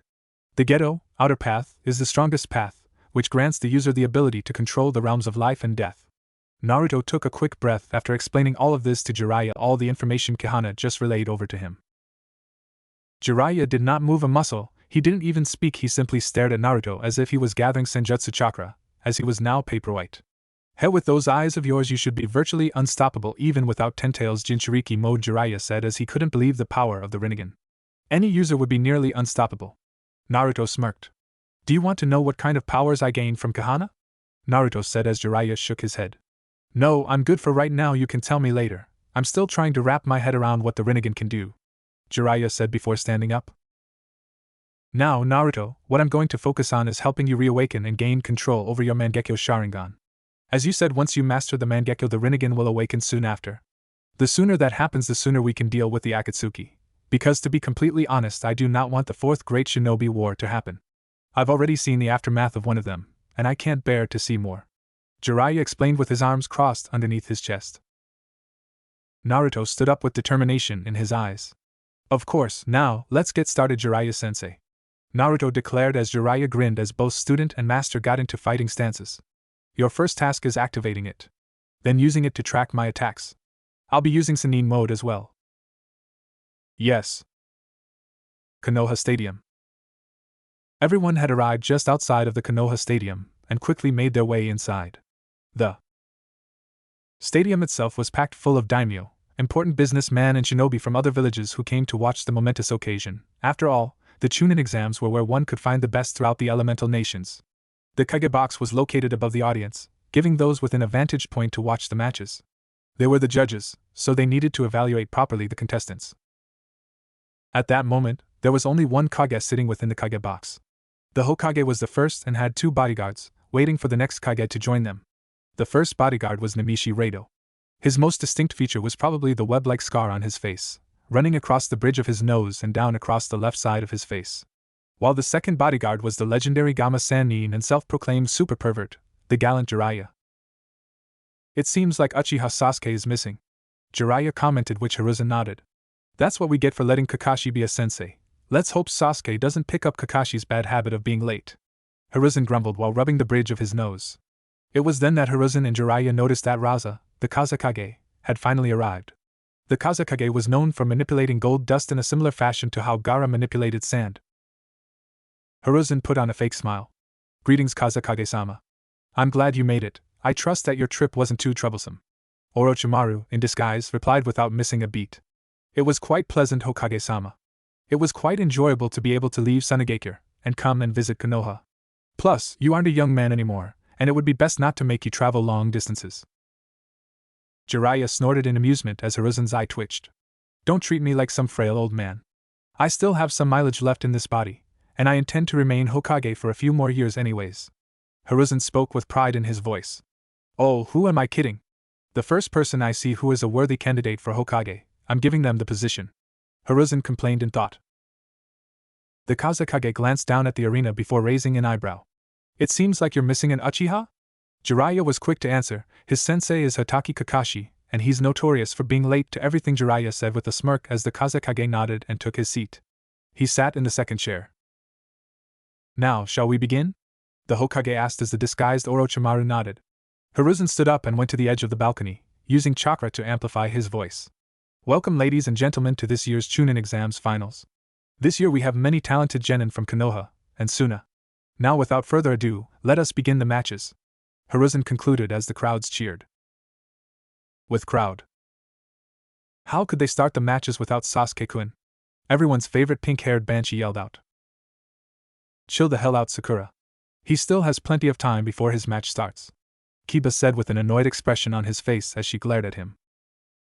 Did Gaara kill the Uchiha? I told him to lay low. Baki thought, looking at Gaara, who looked much calmer than normal. Everyone shut up, it's about to begin, Ino said as everyone looked down to the arena and noticed that Hate was about to speak. In the arena, Hate explained the rules to the participants, which were nearly the same as the preliminaries. Now let us begin, Hate said, but got interrupted by Lee. Are we starting without Sasuke-kun? He asked. He has until his match to show up, otherwise he'll be disqualified immediately. Hate explained while Lee put his head down in regret. Does anyone else have any more questions? No, then let's get started, Hate said in a somewhat impatient voice, as he'd much rather be spending his day off in bed with his girlfriend Yugao Yuzuki. Sabaku no Kankuro and Hyuga Hinata stay, the rest of you go to the waiting area, Hate announced, and everyone else left. Proctor, I forfeit, Kankuro announced as he received many boos and unpleasant remarks from the audience. Okay, winner by forfeit Hyuga Hinata, Hate said with a blank expression. With crowd. Hayashi had a very annoyed expression on his face, while Hanabi was slightly displeased. To-sama, why did that makeup-wearing boy forfeit against Ne-sama? Hanabi asked in a cute tone while her father looked at his second daughter and current heir to the Hyuga clan. That boy was a coward and nothing more than a weakling. To deny your sister the chance to prove to everyone how strong she truly is, Hayashi grumbled in an annoyed tone. Naro Shikamaru and Sabaku no Temari, please make your towards the arena, Hate called out. This fight went the same as it did in canon. Winner by forfeit, Sabaku no Temari, Hate announced. With crowd. That good-for-nothing lazy-ass bum, Ino groaned as she faces palmed. To sit around and do nothing in the shade for almost the entire match, before forfeiting. Did you really expect him to try? This is Shikamaru we're talking about. Sunlight would be too troublesome for him. Naruto spoke in a bored yet amused tone. Ino gave a sigh of defeat. I guess, she replied. Kagebox. Well, that match was certainly anticlimactic, Hiruzen said as he watched Shikamaru give up. Yes, but he displayed a very good tactical mind. He would make a good strategist. I wouldn't expect anything less from a Nara, Jiraiya thought aloud. The Kazekage remained silent, not uttering a word. Do you agree that he should be a Chunin? Hiruzen asked as both Jiraiya and the Kazekage nodded. Rock Lee and Uchiha Sasuke, please make your way towards the arena, Hiruzen heard Hate called down from the arena. Yes, looks like he will be disqualified, Hiruzen said as he was getting ready to disqualify Sasuke when Orochimaru in disguise interrupted the elderly man. Please wait, Hokage-dano. I wish to see the Uchiha fight that Rock Lee. Let's continue with the rest of the matches until he arrives, the Kazekage said. You do realize that if he isn't capable of responsible missions, then he isn't worthy of being a Chunin, Hiruzen fired back. If I understand correctly, Hatake Kakashi is an elite jounin, and yet he is hours late to almost all of his missions, the Kazekage smugly replied. The Hokage knew that the Kazekage had a point and there was nothing he could do to argue. As you wish, but if he isn't here when his time is, then he will be disqualified. Hiruzen spoke with a defeated sigh. Of course, the masked Kage replied. Hiruzen turned to his bodyguard and he went to Hate and explained the situation. In the arena. Uzumaki Naruto and Sabaka no Gaara, please make your way to the arena. Hate called out. Naruto and Gaara both appeared using their own versions of Shunshin. Naruto was wind and Gaara was sand. Uzumaki Naruto and Sabaka no Gaara, are you both ready? Hate called out, and both nodded. Hate jumped back to a safe distance as Gaara did something highly unexpected. He took off and discarded his sand gourd. This action surprised not only both of his siblings but his sensei, as well as the disguised Orochimaru. Naruto simply raised an eyebrow in slight confusion. Gaara, what are you doing? Naruto asked curiously. Gaara looked straight into Naruto's eyes. I wish to test the fruits of my labor against you. Shikaku and me have come to terms with one another and I wish to test out my power against yours, Gaara said with a voice filled with determination. Naruto acquired a serious expression on his face. Does this mean he has chakra mode? Naruto thought to himself. Naruto, I will lend you my chakra for now, but don't expect me to do this again anytime soon. Kurami called out from his mindscape. Naruto's eyes widened slightly. Kurami-chan, when I was planning on using my Kurami, cut him off immediately. No! The Mangekyo Sharingan would be far too much for him to handle. Plus I'm only giving you enough chakra to enter into your chakra mode as you call it for 6 minutes. So, don't waste it on any flashy jutsus. Do you understand me, Naruto? Kurami replied in a serious tone, as she wished to test the strength of her younger brother's Jinchuriki. Naruto gave a defeated sigh. In his training with Jiraiya prior to the finals of the exam, he had fully awakened his Mangekyo Sharingan and Rinnegan. He had regained the Kamui, Amaterasu, Amenotejikura, and the Rikudo techniques.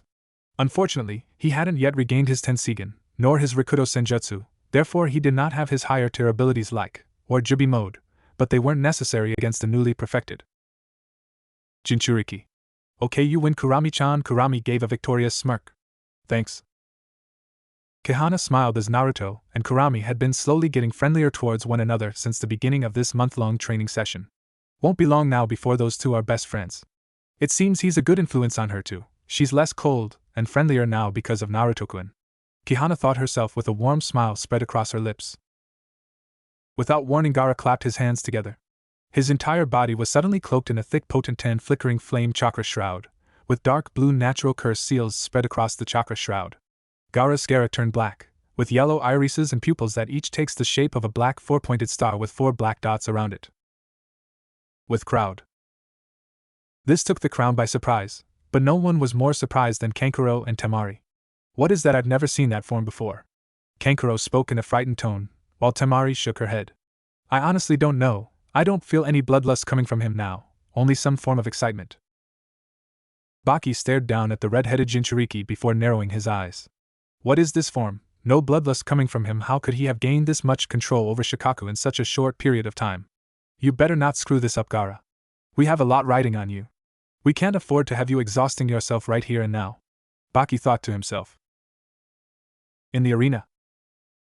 Whoa! I thought only the Kyuubi Jinchuriki could use the Bija cloak. Naruto shouted in his head. Nope, in this world, Kurami explained. All Jinchuriki can enter into Bija chakra mode. Though I doubt he's as strong as you were when you used the incomplete Kyuubi chakra mode. Naruto had a smile on his face. So, this is your Bija mode. It feels a lot better than that berserk form you had, doesn't it? Naruto said as Gaara nodded. Yes, it does, and it's thanks to you that I was able to obtain this form. Garner announced, much to the surprise of his siblings and sensei. Naruto also clapped his hands together, before he was cloaked in a golden flickering flame chakra shroud. His entire body was covered in a bright yellow cloak of chakra that flowed out like a cape or coat. His pupils morphed into vertical slits befitting of a fox. To the spectators, he appeared to look similar to a certain war hero of theirs, as much as they wished to deny. Naruto crouched down, leaning forward slightly. You ready, Gaara? Naruto called out as Gaara nodded as a single bead of sweat made its way across his forehead. Yes, I am ready.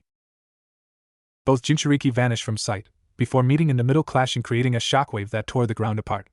They proceeded to vanish again and clashing in a different place within the arena. Their movements became faster and faster, as it appeared that 2 orbs of flickering flame chakra were buzzing around the arena, clashing with one another. Every shockwave caused rubble and dust flying to the air. The display of speed and power was incredible. easily matching, if not surpassing, most jounin in both speed and strength, leaving most of the spectators in awe. Naruto quickly jumped back, creating some distance as he created a futon, mini raisin shuriken, before throwing it directly at Gaara, who blocked by creating a wall of sand. The explosion took up half of the arena. The pure force from this explosion knocked most of the spectators out of their seats. Kage box. Hiruzen and Jiraiya both felt a shockwave enforced from Naruto's raisin shuriken. So, he did complete the Rasengan after all. He is a strong affiliation for Win too. Perhaps he'll be taking my hat sooner than expected, Naruto-kun. Hiruzen thought with a smile on his face. Jiraiya smirked. Gaki, you are going to go far much further than me or Minato ever could. Jiraiya thought of his godson. The Kazekage/Orochimaru stared down at Naruto with a neutral expression. That one is Uzumaki, Naruto, correct. He's very powerful and is easily be Chunin if not a Jounin. The masked Kage said. How can that brat be this powerful? What happened to him? He shouldn't be able to use the Kyuubi's power. Yet he's using it flawlessly here, and he couldn't even utilize it consciously a month ago. What the hell happened? Orochimaru mentally screamed and cried in frustration. You are correct in terms of power, he could easily be a Jounin. But he lacks the experience, so he will be promoted to Chunin first. Hiruzen lies through his teeth. Naruto had enough experience to be a Kage, so most likely Naruto be promoted to Jounin. The Kazekage nodded in agreement. With crowd. What the hell? Sakura, Ino, and Kiba all yelled out in unison. The cigarette dropped from Asuma's agape mouth. That was an extremely powerful wind-release ninjutsu, but what I don't understand is where could he learn something that powerful in such a short amount of time? Asuma said aloud. Kurenai studied Naruto's movements carefully. And that chakra surrounding his body, it feels like the Kyuubi's only more purified. She muttered. Enko only nodded as she watched in awe as the two Jinchuriki clash one another. Gaara, Kankuro, and Temari both thought in unison. Baki remained quiet as he grew more and more nervous by the second. At this rate, this Uzumaki Naruto was bound to defeat Gaara eventually. Maybe this invasion was a mistake from the very beginning, the Suna Jounin thought to himself. Look at how youthful those two are. Just watching them fight makes me want to do 1,000 laps around Konoha on my hands. The blue beast of the leaf proclaimed proudly. Yes, Ji-sensei, I shall join you, Lee replied. Lee. Ji-sensei. Lee. Ji-sensei. Nuh! Everyone else shouted. In the arena, the two chakra-shrouded Jinchuriki continued to clash one another before they came to a full stop before they both went on the ground. Gaara, who wasn't used to moving this fast and wasn't very proficient in taijutsu, was panting heavily. While Naruto seemed completely fine, Naruto smirked. You're not getting tired on me, are you, Gaara? Gaara shot Naruto glare. I'm not good at taijutsu. I'm a long-range fighter, I rely mainly on ninjutsu and juinjutsu, so I'll tell you this much, I won't last much longer in this fight, you're simply too strong, Gaara said before closing his eyes and giving a small smile. But I'm grateful to you for showing me that there's more to fight for than myself. You showed me that I can attain even greater power, from protecting those who are precious to me such as Temari and Kankuro and even my idiot of a sensei Baki. Gaara spoke in a truly peaceful tone. Temari and Kankuro eyes widened at what they just heard. Baki was glaring daggers at Naruto. Katon, Kyubgakakyu no Jutsu, Fire Release, Nine Tails Great Fireball Technique. Naruto howled as he released a stream of golden flames from his mouth. Gaara narrowed his eyes before clapping his hands together. Ryusa no Taki no Nagar, Quicksand Waterfall Flow. Gaara created a large wave of sand to block Naruto's flames, which created a large wall of glass which Naruto shattered as he proceeded to dive bomb Gaara. This resulted in the two Jinchurikis blurring out again before clashing a few more times, leaving the arena in horrible shape. Gaara quickly jumped back, attempting to create some distance in between him and Naruto. Then let us finish this match. Gaara, come at me with the intent to kill, do not hold back. Naruto howled as Gaara crouched down and began performing hand seals. Sunryuden no Jutsu, Sand Dragon Bullet Jutsu. Gaara growled as he formed a massive dragon made from sand. Naruto smirked as he watched the giant dragon grow nearer by the second. Thanks for the chakra, Kurami. I'll be sure to pay you back later, Naruto announced to the red-headed beauty within him. Don't worry, Naruto, I'll collect my payment when everything is over. Kurami giggled perversely. Also, time's up, she spoke. Don't worry, I'll be using something else, he reassured.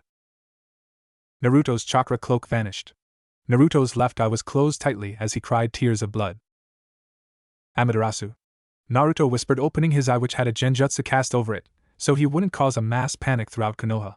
Majestic black flames attached themselves to the dragon made from sand, completely encasing the large sand dragon in fire. Gaara's eyes widened as his sand dragon stopped moving within seconds was turned into a giant beautiful glass sculpture. Naruto smirked, wiping the blood from his left eye, before advancing towards Gaara, whose chakra cloak finally gave out. Gaara, there was a good match. Do you want to continue or forfeit? Either way, we can always have a rematch later, Naruto said as he extended his hand to Gaara. Gaara seemed surprised at first before making a fist bumping Naruto. Yes, I would like that sometime in the future, Naruto. Proctor, I forfeit, Gaara announced to the surprise of everyone. Hate nodded. Winner by forfeit, Uzumaki Naruto. The audience was dead quiet. Before one person began to clap, then many followed suit. Naruto couldn't help but smile as he and Gaara both walked up the stairs together. With crowd. Temari and Kankuro both sat there dead quiet. They couldn't believe what just happened. I can't believe it. Gaara lost. Temari spoke in a tone filled with disbelief.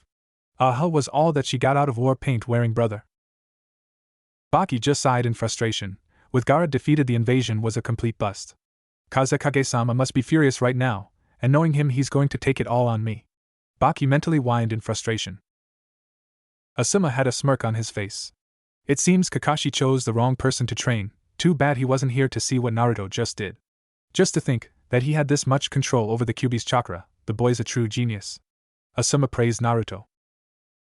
Kurenai and Anko both were clapping. Yes, you can tell he's already incredibly strong and he still has room to grow. He's not even his prime yet, he's already making us look weak. The Genjutsu mistress spoke in a positive tone of voice. Damn, that Gaki looks delicious, Yufufufu. I'm gonna ride him into the ground. Anko cheered in a perverted tone. Kurenai looked at her best friend with a deadpan expression. He's too young for you, and will you please get your mind out of the gutter? Anko simply looked at her best friend with a smirk. Does that Gaki look like a scrawny little weakling like the rest of them? Kurenai tried to come up with a retort but remained silent. Shikamaru was thanking Kami, Yami, Shinigami, and the almighty log that he didn't have to fight Naruto. Man, now that blonde is even more troublesome, glad I didn't have to fight him. Shikamaru thought to himself. Ino squealed with joy. Man, I can't believe how cool Naruto is now. Sakura's eyes widened in surprise. How could you betray Sasuke-kun like that? Naruto Baka is nothing more than a demon in human skin, Sakura yelled out. Ino and the others gasped at the ugly, undeveloped, obnoxiously large forehead, pink-haired girl who just said about her teammate. Sakura, how could you say that about Naruto? He's never done anything to you, besides ask you on the date every occasionally. Kiba growled. He's a demon, always will be. You're all blind to the truth, and you can't see what he truly is. Sakura retorted, only for the temperature in the area to drop about 20 degrees. She turned around and saw Niji standing there with a scowl on his face. You have some nerve talking about him that way. True, he may not be like that much among the villagers, but he opened my eyes to the truth. He showed me that people can defy fate and carve their own destiny. This battle should demonstrate that better than any other. Yet, here you are badmouthing him, when he's never done anything to you. Niji spoke in an angered tone. Hinata also nodded before standing up. And Naruto-kun is one of the best people I've met. He always puts the people he cares about before himself. And it's people like you that give him a bad name, and you never even try to understand. You just ignore him, you just simply call him names and run the other way. Hinata spoke in an assertive tone of voice, much to the surprise of everyone around her. Kagebox. Hiruzen had a proud look on his face. It seems Naruto-kun has defeated your son Kazekage-dano. The Kazekage did not give any physical response. It matters not, even without Shikaku we will still prevail. Kukukuku. Orochimaru thought to himself. Yes, it's a pity that my son lost. I'll be sure to talk to him later. The Kazekage spoke in a neutral tone of voice. Jiraiya and all stared at the masked Kage. Orochimaru must be having second thoughts at this point. Without Shikaku, their invasion is pretty much gone. Both teacher and student thought in unison. In the arena. Rock Lee and Uchiha Sasuke, please make your way towards the arena. Hiruzen heard hate called down from the arena. Everyone watched the scene unfold. A few seconds later, Uchiha Sasuke appeared with Hatake Kakashi via Shunshin. I hope we aren't late, Kakashi asked while sheepishly scratching the back of his head, giving a nervous high smile. No, for once you arrived just in time, Kakashi, Hate said with a slightly amused expression. Name? Sasuke. Uchiha Sasuke. Sasuke replied in a smug, almighty tone. Lee flipped himself over the balcony and flew to the battle arena, landing directly in front of Sasuke. I feared that you would not show up, Sasuke-kun. Lee spoke to his opponent. Sasuke gave an arrogant smirk. Why wouldn't I come? I still have to pay you back for beating me before the start of the first exam. I see the fire in your eyes, Sasuke-kun. It is a shame to have to see that fire diminished, because I intend to win. Lee spoke with determination in his voice, while Sasuke scowled. I'll win no matter what, you bushy-eyebrowed freak. Sasuke thought sinisterly to himself. Rock Lee and Uchiha Sasuke, are you both ready? Hate called out, and both nodded. Rock Lee disappeared in a burst of speed. Sasuke quickly activated his two-tomo Sharingan. Lee reappeared right next to Sasuke and launched his opening kick. Konoha Senpu, Leaf Hurricane. Before the kick could even make contact, Sasuke blocked it with his forearm. Lee was pleasantly surprised for a second, before he backpedaled away, avoiding Sasuke's nasty left hook. Landing on the ground, the taijutsu specialist launched himself at Sasuke, who in turn also launched himself at his opponent. The two met in the middle as they began to trade blows. It was a complete taijutsu slugfest. As occasionally one of them got hit, sending saliva and blood flying. The two genin were buzzing around the arena at speed that would give some jounin a run for their money. With crowd. Asuma blew in a puff of smoke. Man, that kid is like mini guy out there, it's truly remarkable. Although the Uchiha is only keeping up thanks to his Sharingan, and he's obviously copying Lee movements as well. Asuma spoke in a somewhat disappointed voice. Guy watched proudly as Lee began to slowly gain ground against Sasuke. As I would expect from Kakashi's student, although I must say Naruto is much faster and stronger than Sasuke though. Guy praised his life as he patted Kakashi on the back. Kakashi from behind his mask, he really wanted to see Naruto in action, but his old habit just wouldn't let him. I have no doubt Naruto's stronger and faster than Sasuke, but everything I heard from him was true. Then Naruto could easily on par with Kage-level shinobi if not the Bijou themselves. No, he's stronger, Kakashi thought. The members of the Konoha 12 minus Naruto, Lee, and Sasuke, along with the Sand siblings, watched the match, eager to see who would win. Naruto knew if Lee opened his inner gates he would win without a doubt, but he didn't want to see the match, and that quickly. Come on, Sasuke-kun! Ino cried out. You can win, Sasuke-kun, beat that bush-eyebrowed freak of nature! Sakura shrieked out, as Naruto found himself rubbing his ears as they had been raped by her shrill voice. In the arena, the two finally broke apart as Lee began to run around Sasuke, increasing his speed so much that only Sharingan user and Kage-level shinobi would be able to keep up. Sasuke, due to his semi-mature Sharingan, could only see blurs and slight after images. Before he could even figure out what was happening, Lee shot out of the circle, giving Sasuke a rising kick in the chin. Before Sasuke could gain his bearings, Lee delivered another kick to Sasuke's ribs, sending them higher into the air. Not one to be deterred, Lee continued pounding into Sasuke, lifting the dark-haired boy higher and higher until Lee got him to the necessary height for his technique. Lee then wrapped his bandages around Sasuke as he began to rotate. The two of them began to fall head first towards the arena floor. Omote wrench, primary lotus. At the last second, Lee kicked from Sasuke, allowing him to crash the ground. As Sasuke crashed headfirst into the ground, causing a large crater and dust to rise, Lee landed on his hands, but could push himself up into a backflip and landing on his feet.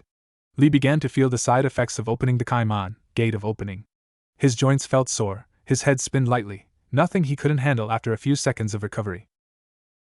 As the dust cleared, everyone could see Sasuke's badly battered body.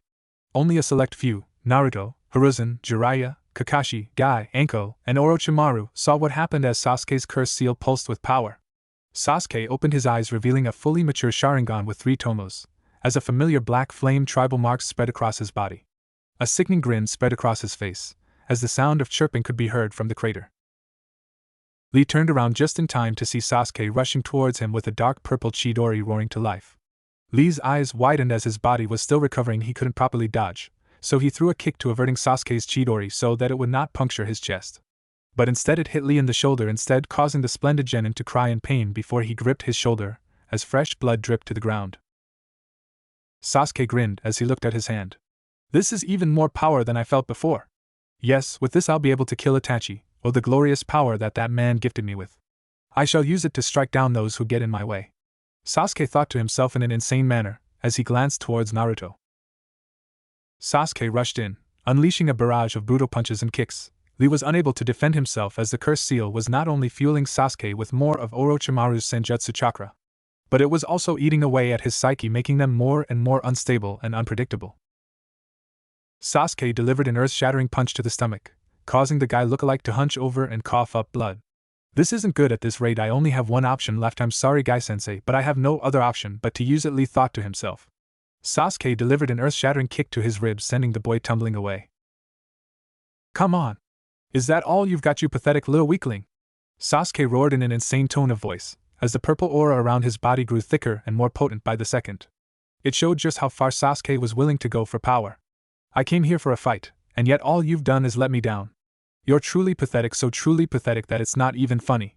The difference in between our powers now is from this stadium to the Hokage monument, Sasuke boasted. Lee looked battered and beaten, and most of the onlookers believed that he was going to lose. However, Lee had one final trick up its sleeve. Lee pushed himself up onto his feet, crossing his arms into an X position soon after.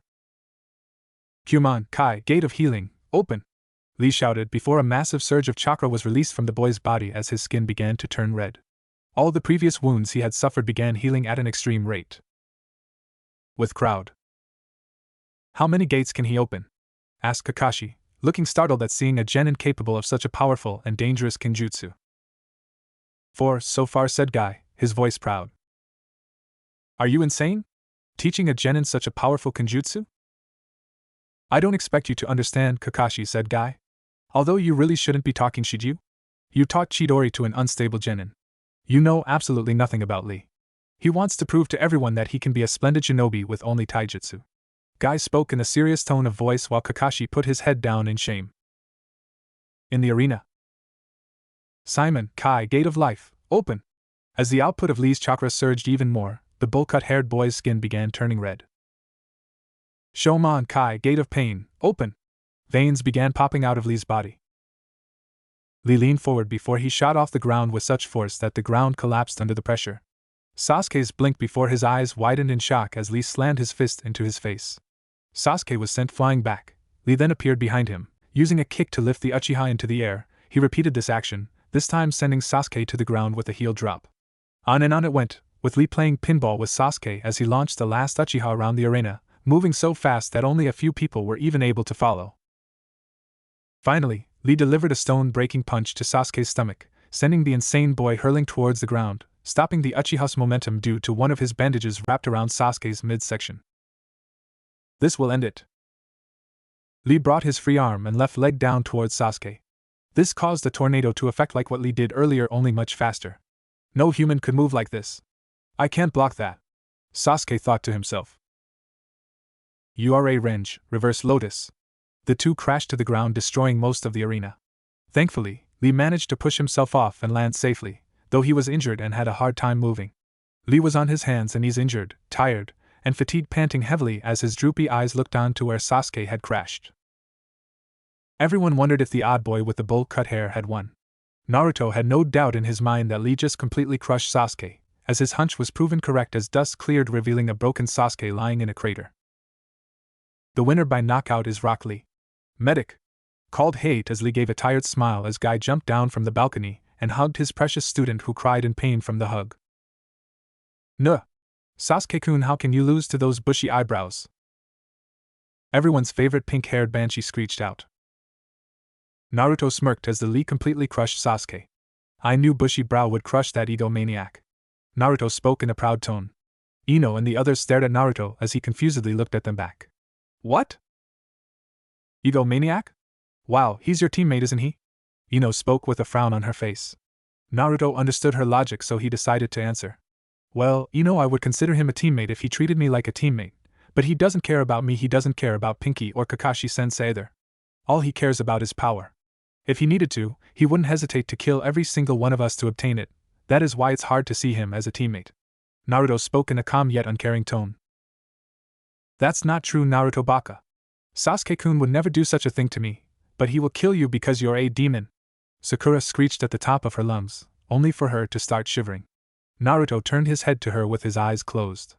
Really? Please tell me, how is he going to do that? He couldn't injure me even if he tried to.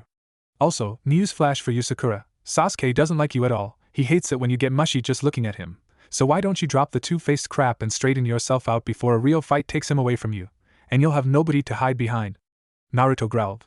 He would be fine if Sakura had really tried to contribute to Konoha as a real shinobi, but all she ever did was hopelessly follow a man destined for tragedy. Sakura built up tears before she ran away, trying not to cry her eyes out. Ino stared at Naruto once more. That was pretty brutal, Naruto. You should probably apologize later, the platinum blonde-haired girl suggested.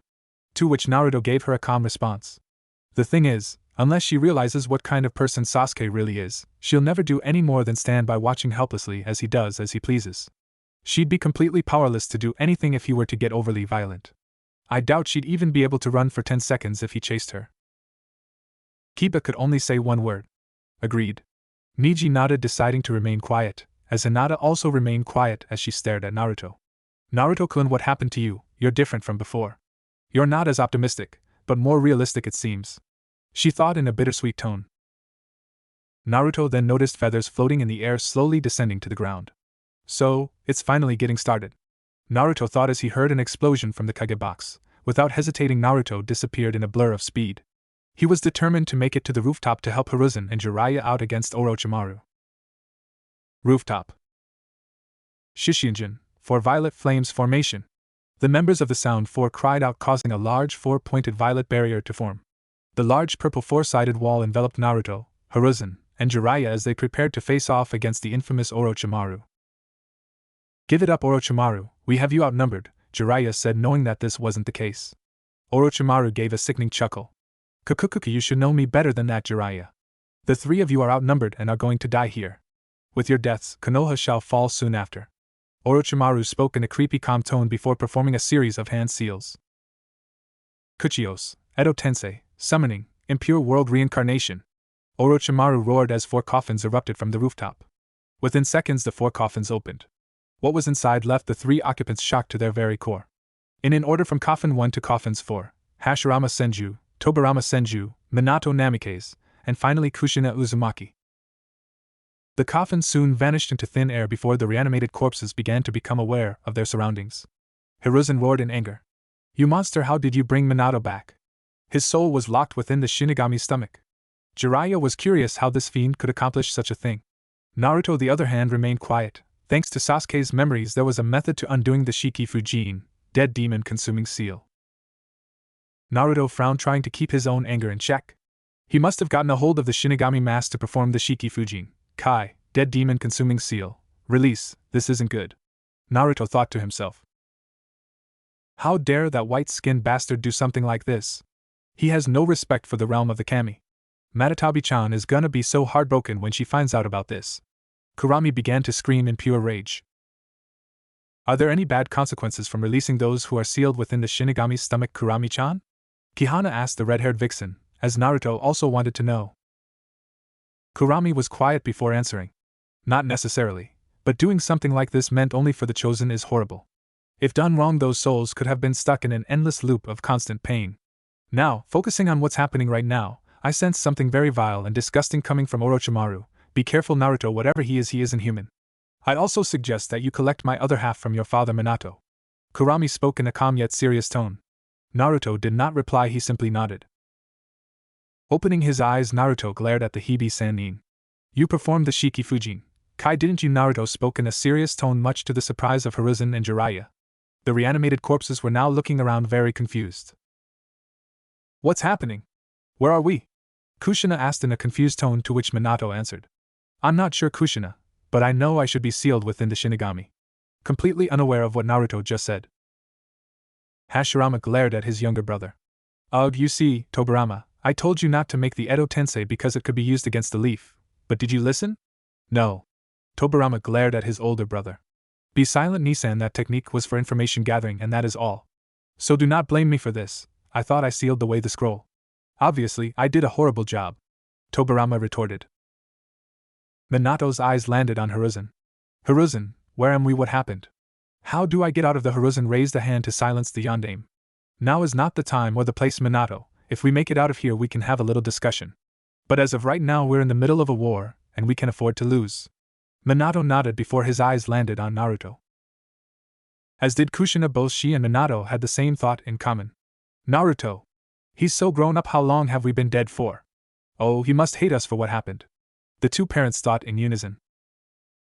Orochimaru chuckled darkly before pulling out 4 kunai. I'm afraid you'll never get that chance, Sensei, Because I plan on killing you right here and now. Kukukuku. The snake in human skin chuckled darkly, although his chuckle soon turned to his screams of agony. Kamui Rasengan, authority of the gods Rasengan. Naruto all but whispered as he suddenly hit the Hibi Sannin with an unexpected Rasengan directly into Orochimaru's chest, sending them flying into the Shishinjin, causing his body ignited in flames, causing him to scream in agony. The last thing Orochimaru saw before his eyes were incinerated was Naruto's left eye. His Mangekyo Sharingan? Minato, Kushina, Hashirama, and Tobirama were all shocked at what just happened. Was that his sealless version of the Hiraishin no Jutsu, Flying Thunder God technique? They all thought in unison. Naruto quickly turned around. I know you must have questions, but please bear with me. Naruto spoke in a serious tone of voice as they all froze when they saw his left eye. The Sharingan. They all shouted in thought. Without even uttering a word, Naruto placed his hand on his father's chest. Get ready, Kahana-chan. Naruto called out to his beautiful red-headed tenant. Don't worry, I'm ready, Naruto. She called back as Naruto mentally nodded. Kurami-chan, here it comes, get ready. I'll try to ease the process best I can, Naruto announced to the red-headed vixen. Thank you, Naruto, that's very sweet of you, Kurami spoke in a kind tone. Naruto's eye suddenly morphed further, his Mangekyo Sharingan suddenly disappeared, changing into Kahana's Rinne Sharingan. Gekido, Fujitsu Kaiyuin, Preta Path, blocking technique absorption seal. Naruto and Kahana both announced. Minato blinked confusion as he stared at his son. Naruto, what are you? Minato couldn't finish his sentence as he felt a huge pull. The in portion of the kyubi being forcefully ripped out of him. As soon as the deed was done, Minato dropped to his hands and his, even being a reanimated corpse that still felt weird and left him feeling weak. The in half of the kurami had slowly passed through Naruto's arm, causing spikes of pain at each place it touched. RRRG. This hurts a ton. It's like I'm being stabbed repeatedly, Naruto noted within his mind. Naruto-kun. Be careful. Kahana pleaded from within her seal. Don't worry, Kahana-chan. If it is for my friends, I'll do anything. Soon after, the two halves of Kurami converged and Kurami had become whole again. Naruto, what did you just do? Kushina yelled out in surprise. I took back the in portion of Kurami-chan. If that white-skinned creep managed to get control over Tusan, and he still has her in chakra in him, he'll be just as dangerous as Shodaime. Naruto spoke in a calm tone, leaving all the reanimated shinobi baffled by his logic. Kurami? Hashirama spoke in a confused tone. So this means that the kyubi has a name? Naruto turned to the wood release master. Yes, she does have a name and a human form. She's also not evil, despite what everyone portrays her to be. She's actually very nice when you treat her with respect like a person.